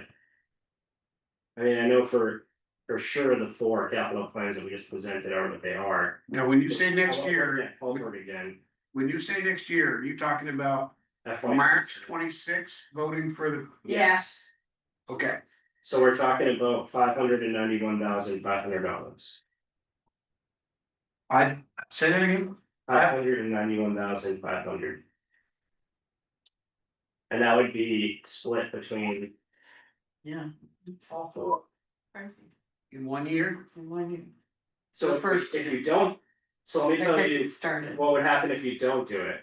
If you don't do it, those numbers will just increase. And like I said, we stretched out the useful life as far as we can go with everything. But something, help me holistically. You're talking about $500,000 increase in the budget just off the top, or do we already traditionally have funds in the budget that would then be reallocated? There's Yeah. not. There is. We have budgeted to reserves for fire, and we budgeted to reserves for highway. Luckily, we've been able to do that through the use of fund balance. Mm-hmm.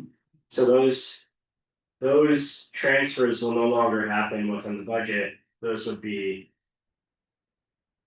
It would turn into a capital reserve fund. So yes, it would. So to answer your question, yes, it would be an increase of $591,000 the first year, 18 cents which alone, is phase 1. 18 cents per 100. That's if you did all the work once. That's 591. I went 600,000 divided by 34,000. Now, Mike, just to kind of show 18 you cents. like, so in That's a big FY jump. 27. I nominate Mike to prevent it. In FY 27. In FY 27, Mike, there are 3 pieces of highway equipment that need to be replaced. You have the 10-wheel dump truck, the grader, and the Ford I pickup. saw that. It's almost 800,000. The 10-wheel dump truck is already beyond its useful life by 7 years. The grader is zeroing out, so it reaches its useful life. Right. And then you have a Ford pickup truck 2 years beyond its useful life. So let's say we don't do this year. And we don't replace these 3 trucks, the remaining life. Will continue, so grader would be -1, dump truck -8, pickup truck -3, but then your residual values all similarly decrease. Brandon, I mean, we've already recapped this. Yeah. I understand where this comes from, right? That was what we just did, but functionally, you're asking us the approach to asking the town, right? Yes. That's what I'm seeing it. And there is no, and this is sort of me not quite understanding the nuance of how you can structure a vote. There's no situation where you just build in the expense into the budget.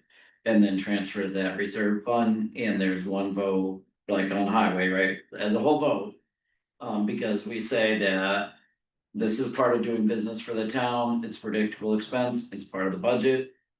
Is it always, all those 3 options, you were looking at a separate vote that would transfer into the reserve fund? No. Fund, am I incorrect? Yes, Okay, the first year. The town will receive a presentation on the capital plan. An explanation on these 4 capital reserve fund transfers, and then a separate vote for those 4 transfers. Beyond that. Is whether you should continue doing that every year. You should vote on a capital reserve fund separately each year, or if you should then, if approved, put it directly into the budget as an expense each year. As under the appropriation schedule. Yeah, according to the appropriation schedule. Correct. So every year you look at the appropriation schedule. And then you would take that number, enter it into the expense side of the budgets. Why wouldn't you do that year one? Because you're not getting authorization from the The voters. budgets, yeah, there would be, you would still be able to have the conversation, Correct. but it would show a substantial increase just in the budget within the highway fund, that's an option. But essentially it is, right? It is, no matter what you do, where you put the money, it's going where you. That's But why, if that's it's why I voted pointed out down, the 18 cent then you increase, have- that's without COLA, that's without any raises, that's without any other. You whatever other. You could potentially be looking, I mean, even if we had a modest, let's say. 6 or 7 cent increase like we did last year. I think we went into the vote with 7, it ended up after state stuff come back at 6 something, if I remember right. On the expense side of the budgets, there will be some budget line items that are decreased. Based on the staff. But I was just trying to develop the bottom line for our municipal budget without the school. Looking it up, potentially 24 cents increase per hundred. It is a shock the first year, but this is because the town hasn't had regular contributions to reserves. If it had a capital fund in the past, this wouldn't be the case today. So you mentioned the grader, when the grader is going to be due, okay? Did you put, what number did you use for the grader? So right here. Residual value 300,000, replacement cost 480,000, net 180. So the net next year. We'll have a withdrawal of $500,000 next year, but we have 234,000 in there. That'll drop the reserve to 26,000. And then you build it back up to 92 and 292. Yeah. When you reach that useful life, you'll have a withdrawal. Okay. Gotcha. So where I was kind of stuck here is because in putting that $500,000 withdrawal in FY 27, I wanted to split it between FY 27 and FY 28 to reduce the addition. Mhm. But what that would do is decrease the residual value enough to where it would actually break it down. On the expense side it would increase too much. So functionally, where I am, Brandon, is I think that I would prefer it built into the actual cost center budgets. I just need to look holistically at the budget before, I mean, that's where I think, but we need to look holistically at the budget. Because, you know, if those numbers are right, it won't matter where it is. Right, like, so I think that's my inclination, but we won't make a decision until we see the actual. Yeah. It matters this way. If you do the budgets separately. And the budget is our standard modest increase, our operating budgets could pass, or most likely they would. If you had this as a separate article. But once you put that 18 cents and you mix it into that pie, and now you're looking at a 24, that's gonna hit people hard. And they're gonna come out, they're gonna say, are you nuts? I would almost recommend creating a separate article this year. And then.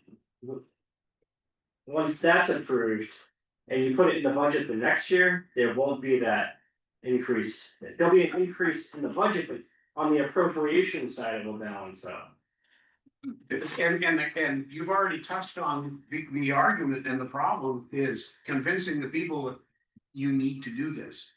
It's up to you to say yes, we didn't do this, we're giving this to you, you have to say yes, and if you don't. It's gonna hurt you more coming forward.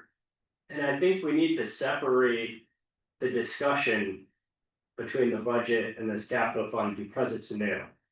Yeah. I think That's my opinion. I think a recap of the history of how we've been doing this before this capital plan came. It's been kind of like. And I think you need to show that. How have we chosen when to buy something and we borrowed money to do it, taking a little out of reserves, because that's how we've been doing things for decades now. We need something big, we decide we need to borrow some, we take a little out of reserves. Yeah. They're gonna say, why can't we keep doing what we've been doing? How is this better? I Yes, think you need to show that how Yeah. this is gonna how this is better for their bottom line than what we've been doing. Initially, it is a little shocking, but we can show the savings. We can show the amount of interest that they paid to the bank in the past. Yes, The amount of interest we will no longer pay to the bank. yes. And the replacement schedule puts the town in a healthy, not only financial state. But it also puts us in a position to be able to provide excellent services with the equipment. But I think you're gonna have to give them a concrete, this is what we've been doing, numbers to show what we've been doing and how we've made those decisions and how we've paid for them. This is what we're proposing, and now you can see why it's better. It's gonna be hard the first year, but after that, it's gonna get better. Well, after that, it'll be stable. You won't have to worry about, Again, oh, there's a truck. this is what we've been that needs to be doing, and purchased. this is what it's cost you. Yeah, This is what we're asking you to swallow this horse pill right now, and how it's gonna look better after that. When you say stable, that means that next year I'm not looking at 19 cents more. correct. Yeah. And when trucks come up to be purchased, everybody's not scrambling around wondering where the money's gonna come from. But It's gonna come from the But reserve. the only people that do that are Ray and the five of us, and you. Well, that's- Everybody else just looks at the bottom line on March 4th and says, what are you doing? But then you also have that special article at town meeting, shall, we purchase a greater, I know, But- whatever interest rate for but- 7 years. but getting them to understand that this tax increase this year will not be the same tax rate increase next year. Yeah. And the argument that's gonna come at you is How can the you- school did it Yeah. How can you- year after year after year after year. And how can I believe you? Right, the trust thing. Hey, Ray, I have a question. Brandon, I'm just playing devil's advocate, you Oh, no. know where I'm coming from. I don't mind presenting it to the town and I don't either, developing the material to distribute to everybody. but Kelly gets to do that this year. Sure. Probably leave. You stepped right up there, it's all yours. Board chair is delegated for that. oh, it's always been you. Go ahead, Ray. Make an administrative motion. I have a question and a statement. First is a question, if I have the three pieces of equipment that we're trying to replace this year. And we have it in a separate article to do the capital plan and it gets voted down, what happens to those three pieces of equipment? They don't get purchased next year. Yeah, And the The statement, value goes down for the following year. And then. And that's what you need to point out. yeah. cause like right now, Very clear. my pickup is not passing inspection. So I'm hoping to live along until I can get it replaced, if not, I'm gonna have to put a flatbed or something on it to fix all the rust, that's all. Yeah, good. The other- Drive the other- slower past the sheriff.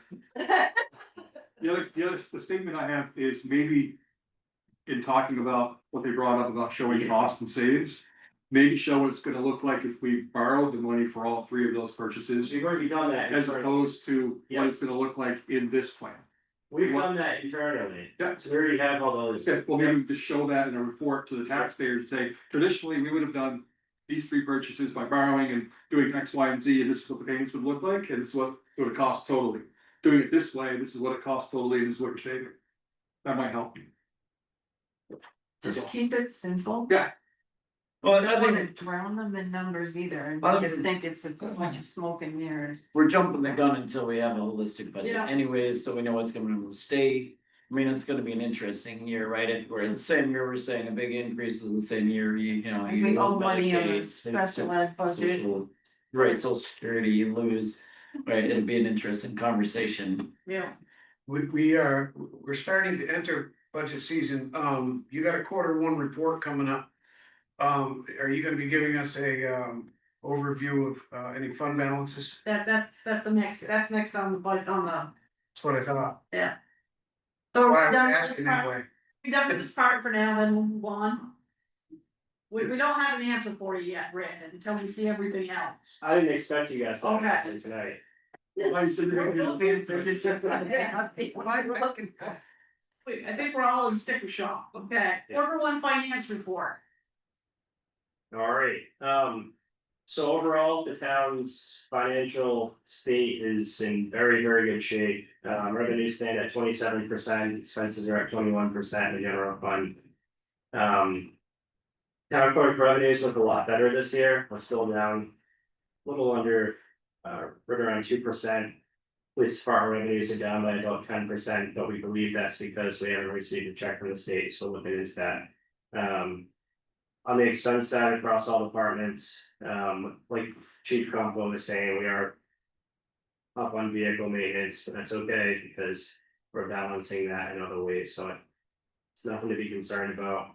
Highway department revenues are right at 25%, expenses are slightly lower at 23%. Reflecting balanced financial management. Solid waste fund revenues are at 53%, payroll revenues at 25%. Expenses stand at 22%, so that's in a positive situation right now. Wow. Overall assessment, financial status looks good. Everything's in line with budgetary expectations. No significant issues identified at this time. And the big question, do you see fund balances hanging out? Depending on where we land at year end, we may use between 20 to 30,000 of our fund balances. That should leave us with around 150,000. In fund balance, and the general fund, I believe we'll have another 100,000 in the highway fund. So collectively around $250,000. Unless you bought a truck this year. Yeah, unless we buy a truck, well, we do that from the reserve fund. Well, do you have plans for those fund balances? Well, I know what we won't do, and that's do a significant use of fund balance, creating a spike in the following year, like we did back in 22.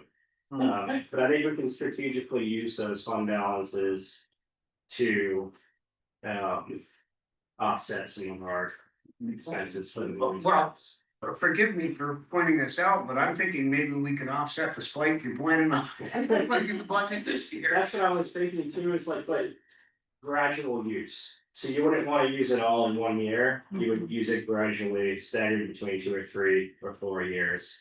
So if you're looking at $250,000, maybe 50,000 a year for 4 years. Something like that, but that would only offset it.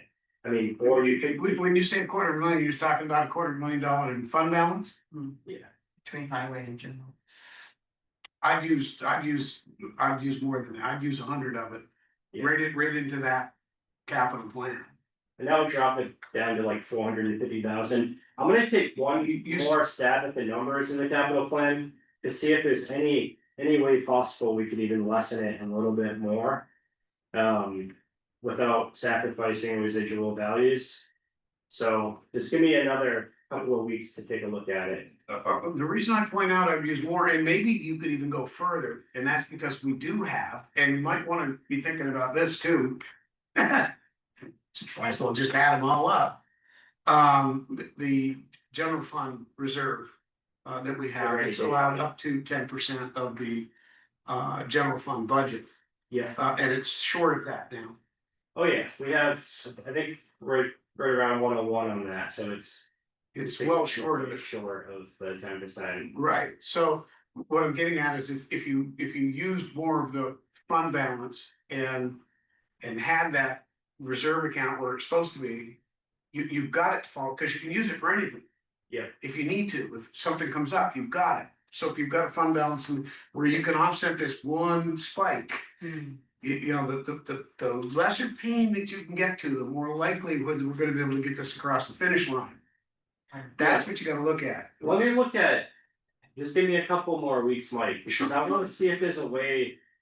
Where I can phase this without sacrificing the plan as a whole and without having such a significant spike. Oh, and I agree, 100%. You know, the plan's a good plan, you know, we sat and listened to it. Yeah. But when you start talking about somewhere between 18 and 24% increase in tax rate, people are gonna go nuts. Oh, no, I know. That's not This even. is gonna be using a Chromebook, not a Mac. You better have a chrome hat on, somebody gonna swinging a baseball bat. Alright. Anyway. So we'll talk about this again at the next meeting, it'll be an ongoing discussion, just. An initial look at the FY 27 budget, we're not looking at. A significant increase overall. There we are. Outside of the Oh, capital. okay. Things are looking really good. We budgeted very well in this last budget cycle. I don't anticipate seeing a large increase in the budget this year. Okay, next on the agenda, Cool. COLA, FY 27 COLA. I'm gonna recuse from this conversation. Yeah, Would you like us to wait? Wait, I don't think, do you have to go? you have to leave. You can stay there. I'm just going up. Okay, alright. Alright, so for the FY 27 cost of living adjustment, I did what we've been doing. For the past several years and. Showed what 1% to 5% would look like. This is the total all-inclusive calculation with FICA, retirement, and workers' compensation. And unemployment, so the number that you're looking at the very bottom is the total cost. With any increase that you choose.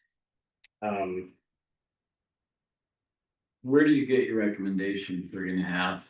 Is that based on an index? Is that based on surrounding towns? Is that based on the state? It's based on. A combination. Of all of that plus the compensation studies that the OCD releases. So I believe the Social Security Administration is at 2.9%. 8. 2.8%. And then, I've been keeping on my eye on stuff. and then I took a look at the new compensation study and where our town sits. And I usually like to be right at around average. For our employees, so. But the additional 0.6% was warranted based on where some of our employees fall. I just think it's hard. I'm not saying our people are not worth it. I know I'd love that much of a raise. But we got a lot of people in this town who are just on Social Security. They only get 2.8 and we wanna give 3.5. I mean, I'd give 5% if it was up to me, but it's not up to me. And those people on Social Security that are getting 2.8%. Their Medicare insurance is probably going up. A whole lot more than 2.8%. Oh, yeah. So their paycheck's going down. Yeah. Not up. It's just a reality. You know, I mean, I agree with what Kelly just said. I know our employees are worth every penny. But you know, you can't just keep throwing it on the backs of the taxpayer like that. It just, I don't know. I struggle with this one. This I would like. To get done this meeting if we can. So that I can move along through the FY 27 budget. Were you comfortable? I think Ray had his hand up too. Yeah, Ray had his hand up. I just have a quick statement, 2.9 or 2.8 would keep us even with inflation, as projected inflation. The 0.6 would actually be what you'd get for a raise for the year.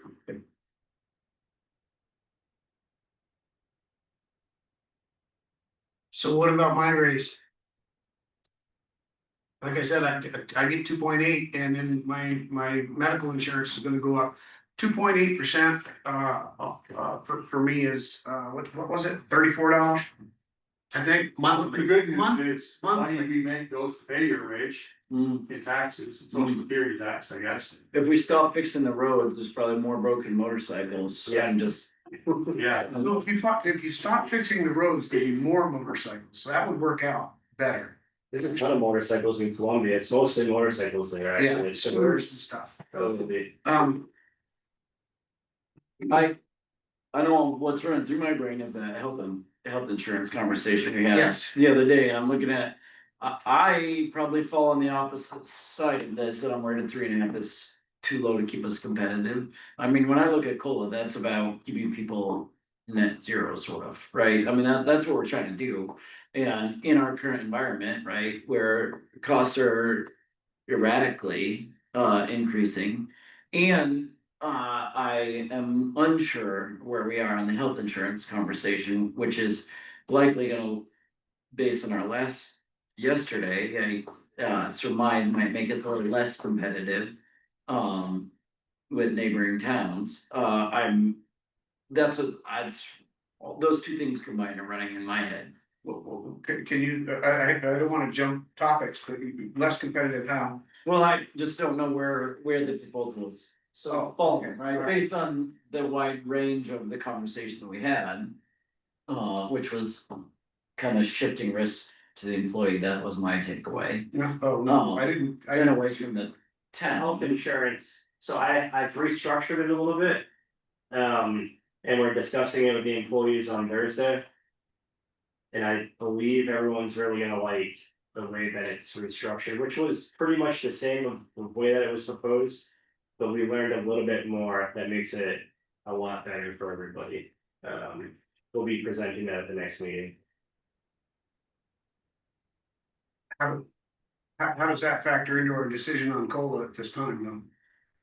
To me, No, to Brandon. I don't think it, I mean, the two are two totally separate discussions, the COLA and healthcare. Okay. How does it factor in? Do you mean from a financial perspective? Well, well, that or a decision-making perspective. Your comment just led me to believe that you might have something on the table that everybody's happy with. That moves us in a more positive direction for the employees. Yeah. And if that's the case, and we've done something positive there, then do we need to be at 3.5% here? That's kind of what you just did to me. Yeah, as far as cost goes, we're not looking at a significant increase in healthcare this year, no matter what we do. Not what I meant. Okay, I'm talking about the perspective of the employee being taken care of, which is what you were talking about, whether we were shifting a burden to the employees. Yeah, I did not get yeah. that from what your statement was, and that Ray.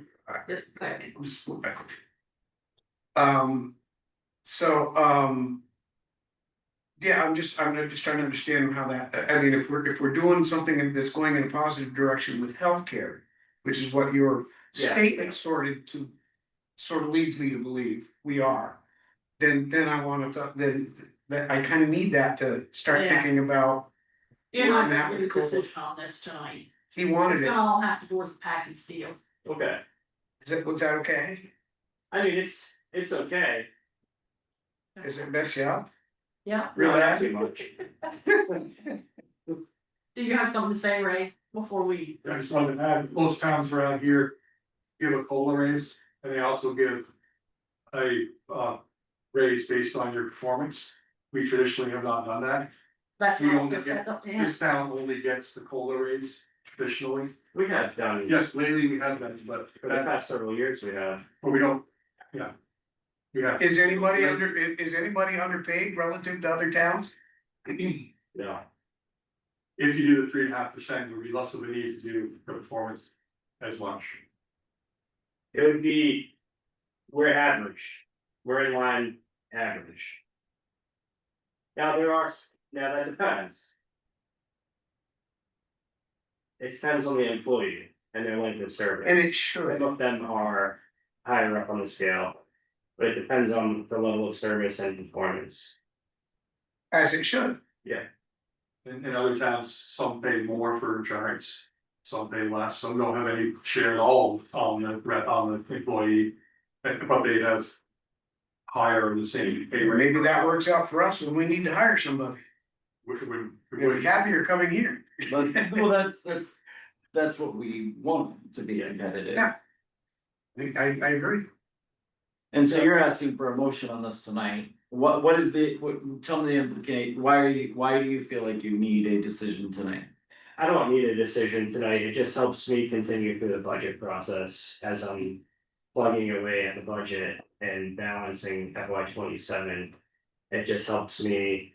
I mean, I can kind of understand a little bit of where the board's at, so I'll just plug in something for now. Okay, how about this? As a general consensus. Kelly, may I ask this question? Go ahead. You're going, go for it. As a general consensus, and Rika, we'll need you on this one too. Would anybody be looking to go below 2.8%? I'm a no. I don't know.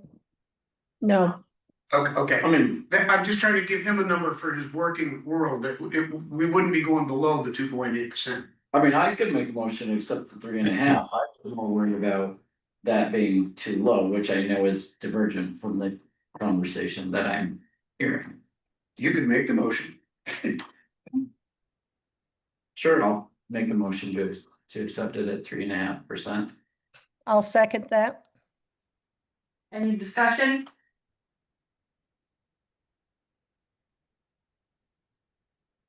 Guess not. All those in favor of 3.5, signify by saying aye. Aye. All those opposed, Nay, nay. Tied, motion doesn't carry. The vice president come in and break that. What was, I missed that. It doesn't go through, it's a high vote. Oh, okay. but you have a consensus that it won't go below 2.8, so you have a number at least at this point. 2.8, 3.5, I whatever. wanna see it all together as a package. All I was trying to do was help him get narrowed down through this next week or so. While he's working on the budget, so he's not Yeah. thinking he's gotta go to 1.5 or 2 or Oh, two no, and a half I or don't anything feel like that. that, just get rid of those. It seems to me that you might as well use the 3.5 number, because if we end up reducing it, your numbers are only gonna look better afterwards. Yeah. So why not, No, start out. For me, it's not so much that, Rika, it's the workload of Developing the budget. adjusting and developing Yeah. all the budgets. Oh, of course, I totally understand, but I got the impression you would appreciate having a number, so.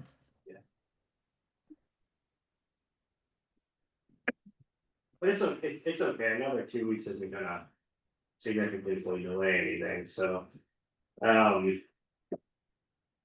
you guys ready to? Yeah, Memorial, we're ready to move on. Number 11, Memorial Grove Committee Policy, the first reading. What do we got, what time do we have? It is 8:30. almost 8:30. Finance, we're almost there. Yeah, we're almost there. First reading, is there a motion to accept the Memorial Grove Committee Policy first reading as it is produced to us? So moved. Take a second that. Discussion?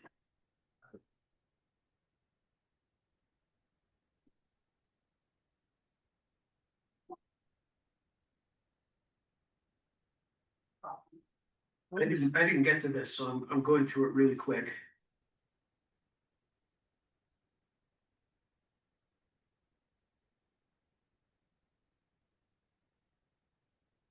This is a quickie. It's a 2-pager.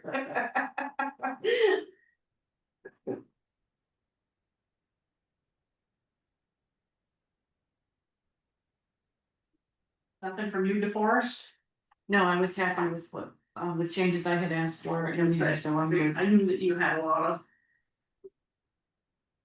What were the changes? I'm just including the historical society under, Oh, I remember that, yeah.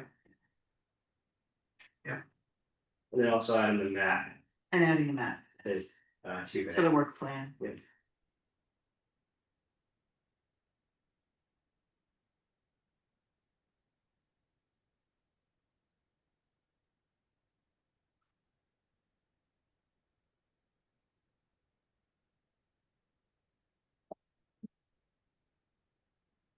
You have any questions, Rika, or are you all set with it? I'm all set with that. Mike's still reading, No, I'm good. okay, I'm moved on. so we're gonna accept the first reading then, all those in favor? I Want a roll call since we've got. Aye. You do. Sorry. Okay, what's your vote, Rika? Aye. Mike, I, Nate, I, DeForest, Aye. Kelly, I. Motion carries. First reading is complete. I would, make note that. Even though we didn't do a roll call, do we have to go back and just identify the votes on the last, on, well, it was a motion. And it was, you know, 2-2. So we need to record that. Okay, Um, we're gonna go back to the COLA. We're gonna take a revote on it. Okay, Rika, well, wouldn't we just say well, Rick and I voted? Yeah. yeah, Tom voted nay. I'll do it this way. Make a motion to accept the vote on COLA. Two yays, 2 nays. Nate McNaughton voted yay. Rika Henderson voted yay. Michael Todd voted nay. Kelly O'Brien voted nay. That's the motion. and DeForest Well, abstained. Forrest abstained, that's correct. Yeah. Recused, that's right, that's what recused, I'm sorry. And DeForest recused, so that's a motion, Okay, so that needs a second, and then a I'll vote. second that. okay, all those in favor? Aye. Aye. Motion carries. Okay, DeForest, are you abstaining from that vote, or it does, I don't know. I don't know what I do in that. I don't, they just, I'm abstaining on that. All right, I'm just. she abstained, okay, That way everybody's accounted for. yeah. Okay, next thing, town manager update, All right, I just have a couple of things tonight. got 2 minutes. Wait a minute, see, we voted, yes, we did vote on the, First reading. policy, okay. Has everybody reviewed the political sign, the guidance? The one that you had from Brattleboro? Yeah, it's been tailored to Weathersfield. Has Ryan looked at it? We has not looked at it.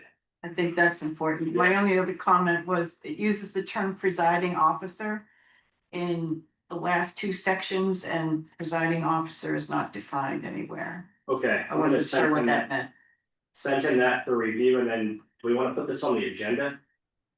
Or how do you wanna, it's not actually a policy. I have a question, when, in location, it talks about political signs may not be placed on property owned by the town of Weathersfield or on public school grounds. So.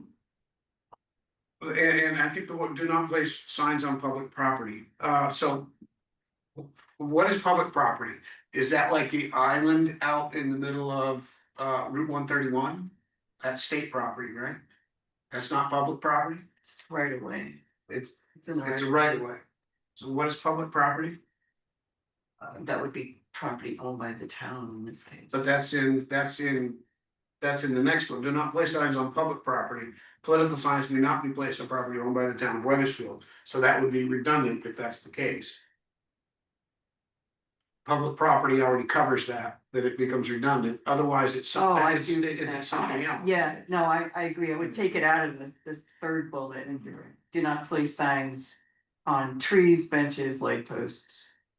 Okay, Okay. Can I make a general suggestion in terms of how this is composed? To me, it would make sense to begin citing or giving the whatever you call that annotation for whatever state law is, so that that's laid out that these are a refinement, but it's self-evident. You know, in case you had any questions about it, you know, you have to also be aware of the state laws.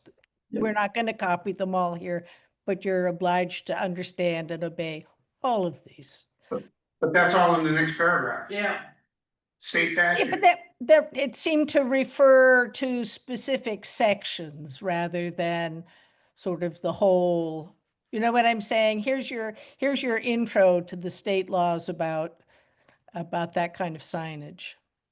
I see what you're saying, Rika.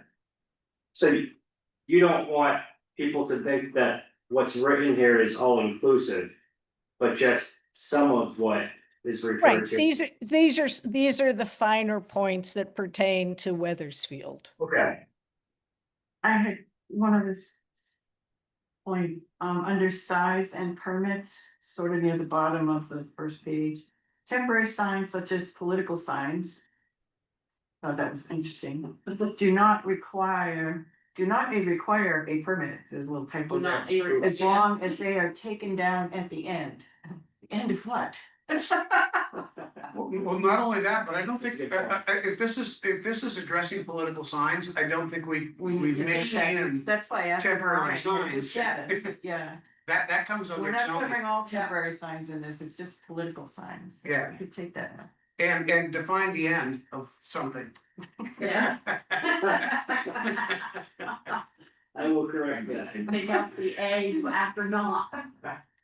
It already says elsewhere that they have to come down within 24 hours of the election, so It does. that's identified elsewhere. So, yeah, but you might still, it still ought to be a complete sentence. Oh, absolutely, absolutely. You know what, I'm gonna come over to your motorcycle shop and everything that's out of place over there. Oh, God, you could do that from here. So this is just a question. Under temporary political campaign signs may be displayed for no more than 2 weeks. So it doesn't matter if it's 3 weeks before an election, they can be put up 3 weeks before, but they have to come down a week before the election. It can only be up for 2 weeks, period. 2-week time period, Is that right? that's what it sounds like. I just Let me wasn't get sure. clarification on that. Yeah, Yeah. and can you put We it need on? to make 2 sure it's weeks? right. I think they can only be put up 2 weeks prior to the election. It seems to me, my recollection is that that was Flo Ann's, she has the discretion to stipulate that. And I believe that the Vermont statute is broader than 2 weeks.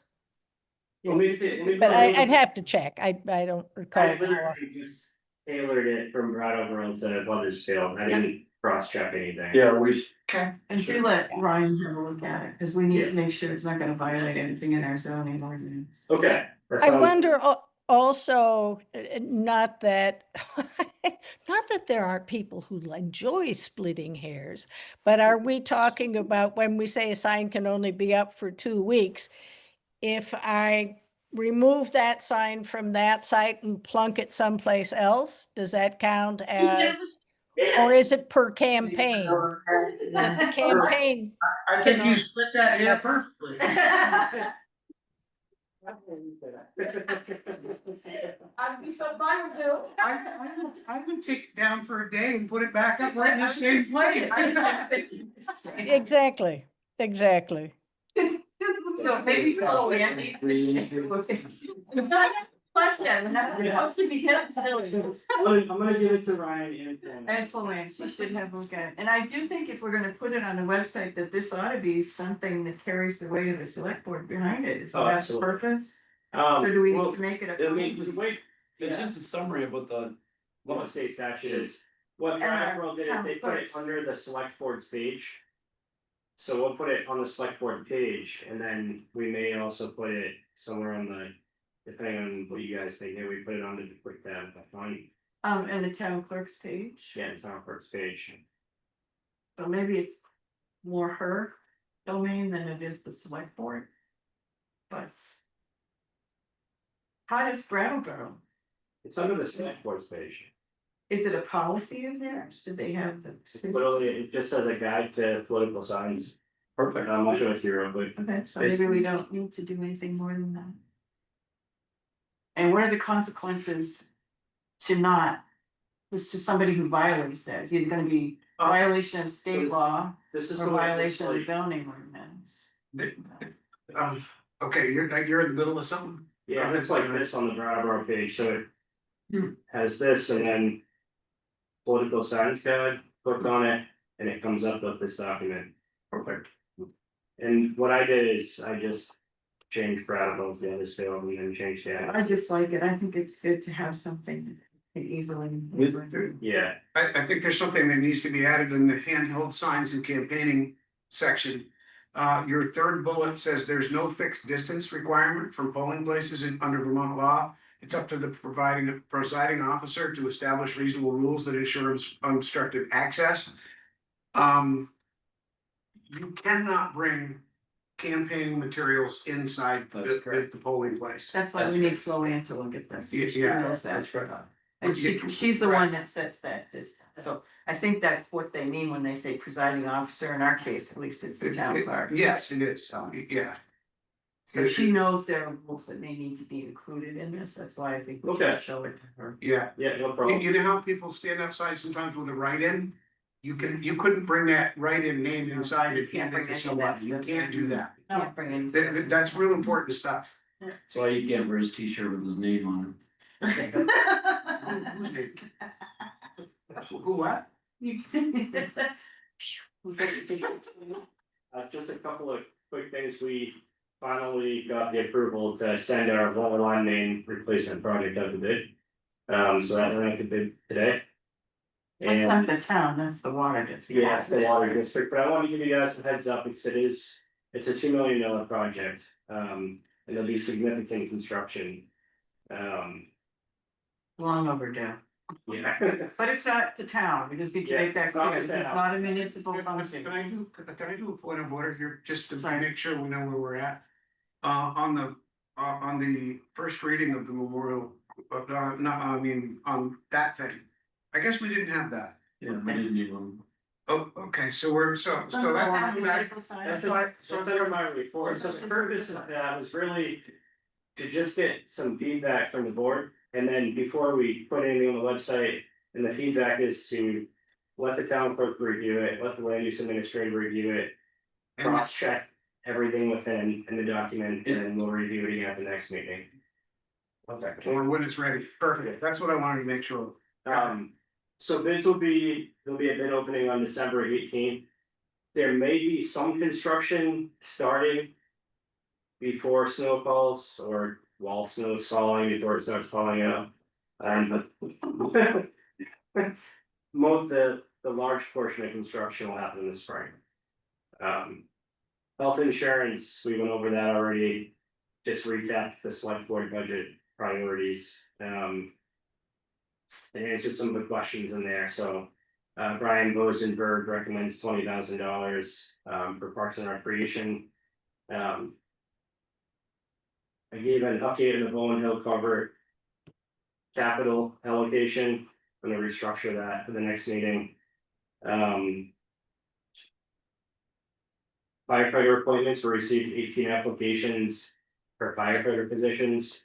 So we'll be appointing and giving them their oaths over the next couple of weeks. And that'll complete our fire department, everybody will be onboarded. So. Any questions? Okay, move on, there's no appointments, is there any other business? Yeah, Yeah, yeah, you first. I was at the store on the way here tonight and I heard some people talking and yelling about us. And how, why we did this. It has to do with the reappraisal. And it is, apparently the appraisal is calling for interior, exterior examinations. Yeah, people don't want them going in. It's property assessment, it's external, it's not internal. It's never has been. Is that in the contract, that they're going inside the houses? I think it would be a good idea to have the assessor come in and give an update on their reappraisal when he's an answer. Bank does that. But that's I always thought- an inspection. I always thought that you could invite them in. Yeah, I think you can invite them in if you want, but I think you have a right to say no too. I have pictures they gave me of my house when they. Well, When the listers went in anyway. back in 2008 or something, 2009, the book has I on was it. in the 16. they didn't go in my house. No, they didn't come in mine either. And like I said, I paid for a reappraisal of my rental property last year. But that was an all inclusive, and yes, he went inside, I paid him to go inside. But I just would question whether that's in the contract, because basically that's been released as something that's saying it's interior, exterior, and if you're not there, you gotta call and schedule an appointment for them to come back and. The card says. We gotta, I don't recall signing on There's this. cards that are made up for that, upstate, I've seen them. Yeah, did we sign on to that? Really? Apparently. It's NIMRIC, that's with NIMRIC. Can I give you an example? Never handling it, like I said, we'll have Nate come in and do an update, I'll see if he can come at the next meeting. That would be. What do we great. do if we have these huge houses that all of a sudden have built apartments inside them and haven't told us? That's zoning. That's a zoning violation and a zoning issue. Yeah, but what if people don't know about it? We need people. Who, people know I'm people. just using an example, okay? I just think, I don't, I mean, I see where people are coming from, I don't like people wanting. How does that change the value of the property? If you're renting out apartments out of your, Does it change the value of the property? I don't know, does it? Well, that's a good question. It's a good question. It's for an Well, assessor. to- Well, yeah, let's just get the presentation from the assessor and then we Yeah. can answer the question, or they can do it. probably. Yeah. They just Look at the I content. wanna know why they go inside. I don't know the answer, cause I- people I ask me really the want to same know question. They just wanna see if your dishes are done. Yeah, the laundry's on. Yeah, exactly. Do you have dishes in your sink? Maybe they're looking to get bit by a dog and sue Maybe. somebody, I don't know. I'd have to shut my Well, dog in. Alright, I think we'll get that presentation and we can Yeah, ask for that's those best, questions. okay. Okay. What did you have before us? I wanted to ask Brandon, I was looking at the budget committee all in our policy. And it says that the select board shall appoint a town budget committee. Never mind that part. Select board and town manager will hold an orientation meeting for the budget committee for the purpose of providing general introductions, reviewing and defining the role of the board, the committee, and the town manager. Discussing the town's goals and needs and describing the budget process and general timetable. I don't know that we've done that.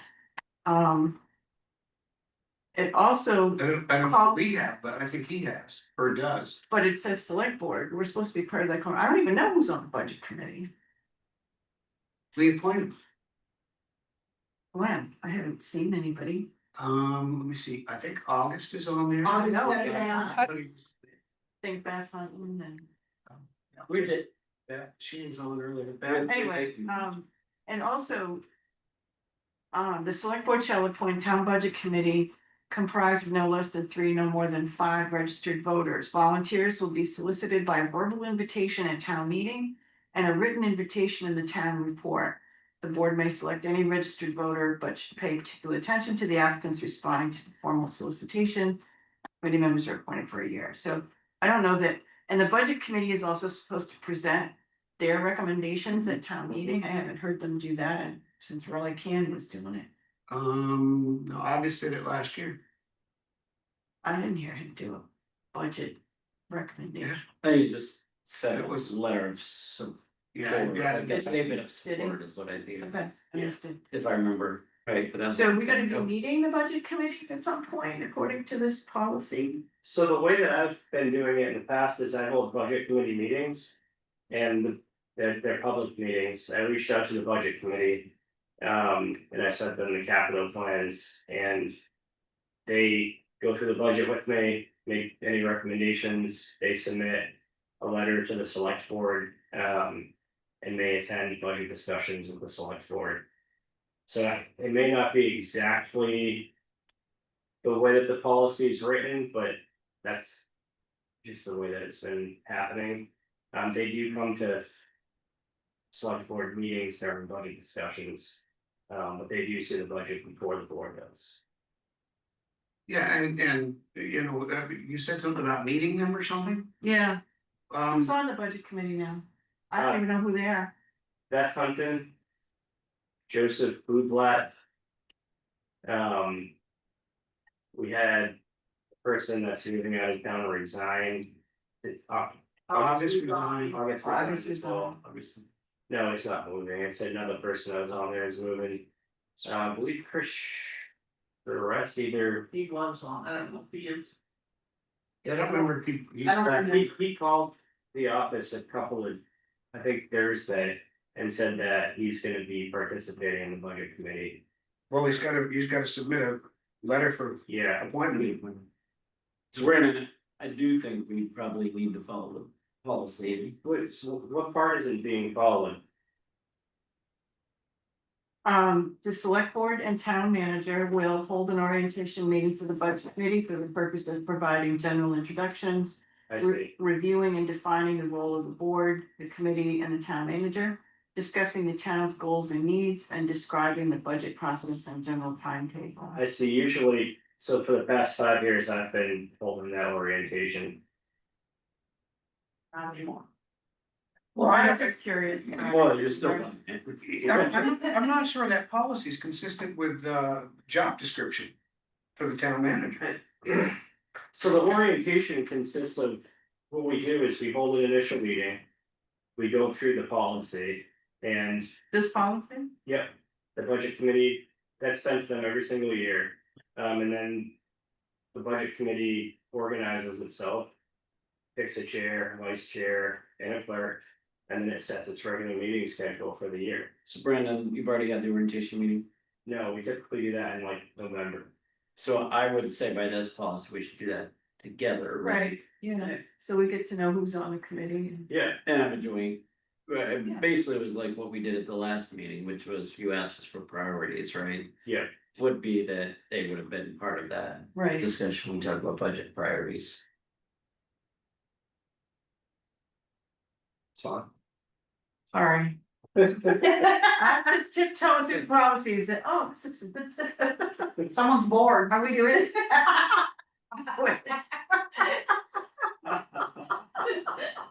To me, it starts to sound like too many cooks in the kitchen, but okay. I'm just following the policy that was adopted by, let me see, who is on here? Kelly Murphy, Peter Cole, John Harrison. Yeah, Kidding, but. no, you can't break me on that one. Last amended in. No, I think I was on the budget committee when that one was created, So we want to hold, so the next select board pretty meeting, much. We we like the will, budget committee here. we'll invite the budget committee and go through the policy. Yeah. Okay, We have 3 people at least. And the timeline, which I actually think would be helpful to have a At best. co-created timeline with them, Yeah. just understand so everybody knows when we get recommendations from them. sounds good to me. I just know. All right, so if you're gonna do that, then this board probably ought to have some sort of discussion about your budgetary goals. But if you're gonna get with them, We did that. Yeah, we did that at the last meeting. We're just gonna repeat it when they're here. So they hear it from us. Okay. okay, Any others? sounds wonderful. Anyone, is that it for you guys? I'm done. Okay, we need to approve the warrants, next thing on the. Motion to approve the warrant. Oh, make a motion to approve the warrants Got for glasses tonight, so we can read it. dated October 27th. That doesn't always mean anything, right? October 27th, 2025. General fund payroll total. $14,994.74. Operating expense, $16,181.60. Payroll highway fund total, $10,163.10. Operating expense, $12,039.93. Payroll solid waste management fund total, $2,303.97. Operating expense, $21,257.58. Payroll library total, $2,424.62. The combined section Center Road Culvert, BC 2406, BRICO 2140 management. I'm gonna say this next one is WEAFR 372-2 FRCF management. And Bowen Hill Culvert number 23. Operating payroll 0, operating expense $86,139.27. Grand totals payroll $29,886.43. Operating expense $135,618.38. Is there a second? Second. Any discussion? But are all of those in that cluster thing that I read, is that like, their grant work and projects and stuff like that? Granted, Center Road culvert and whatever it is, Brico, management, Bone Hill. That's reserve fund, the other three are grants. Okay, that just helps to clarify what those are. I have no questions at all. What? Oh my God. I have to save this, so I'm. Brandon will buy his pizza now. All those in favor? Aye. We're going to Ramonte. Aye. Any opposed? Any abstentions? Did you vote? Aye. Aye. Oh, wait a minute. Rita? You gotta do roll Roll call. calls. Roll call, Rika, don't ever be sick again. Rika? What, I can't hear you, Rika. I think. Brayden. Aye, sorry, Mike? forgot it. Nate? Aye. DeForest? Aye. And I'm an aye. We can pay our bills. There's an executive session, one VSA 3131E. Sure, make a motion to go into executive session. Make a So motion. moved. Can you say why in your motion? What is, well, I don't know. VSA. Pursuant to one 313 VSA. 1E. Yeah. Section 313. 1E. Remind me what that What reference is is. Legal. Legal. Legal.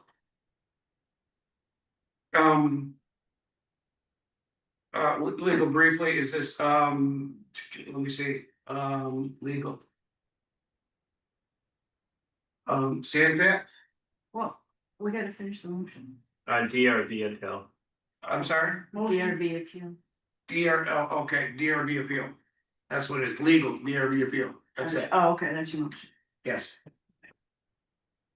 Rika, I'm gonna send you a new Zoom invitation, Oh, thank you. and I'll send it to both your personal Wait a and your second. account email. All right, great. There's a second. Well, sure. Okay. Roll call. Roll call. Executive session, Rika? Rika? Yes, aye. Mike? What disease do you have? I. Nate? Aye. DeForest? Aye. Kelly, aye. Alright, I'm gonna shut this Zoom recording off, Rika, and then I'm gonna send you that new one in just a second. All right, see you Alright, shortly. See See you ya. upstairs. yeah, see you.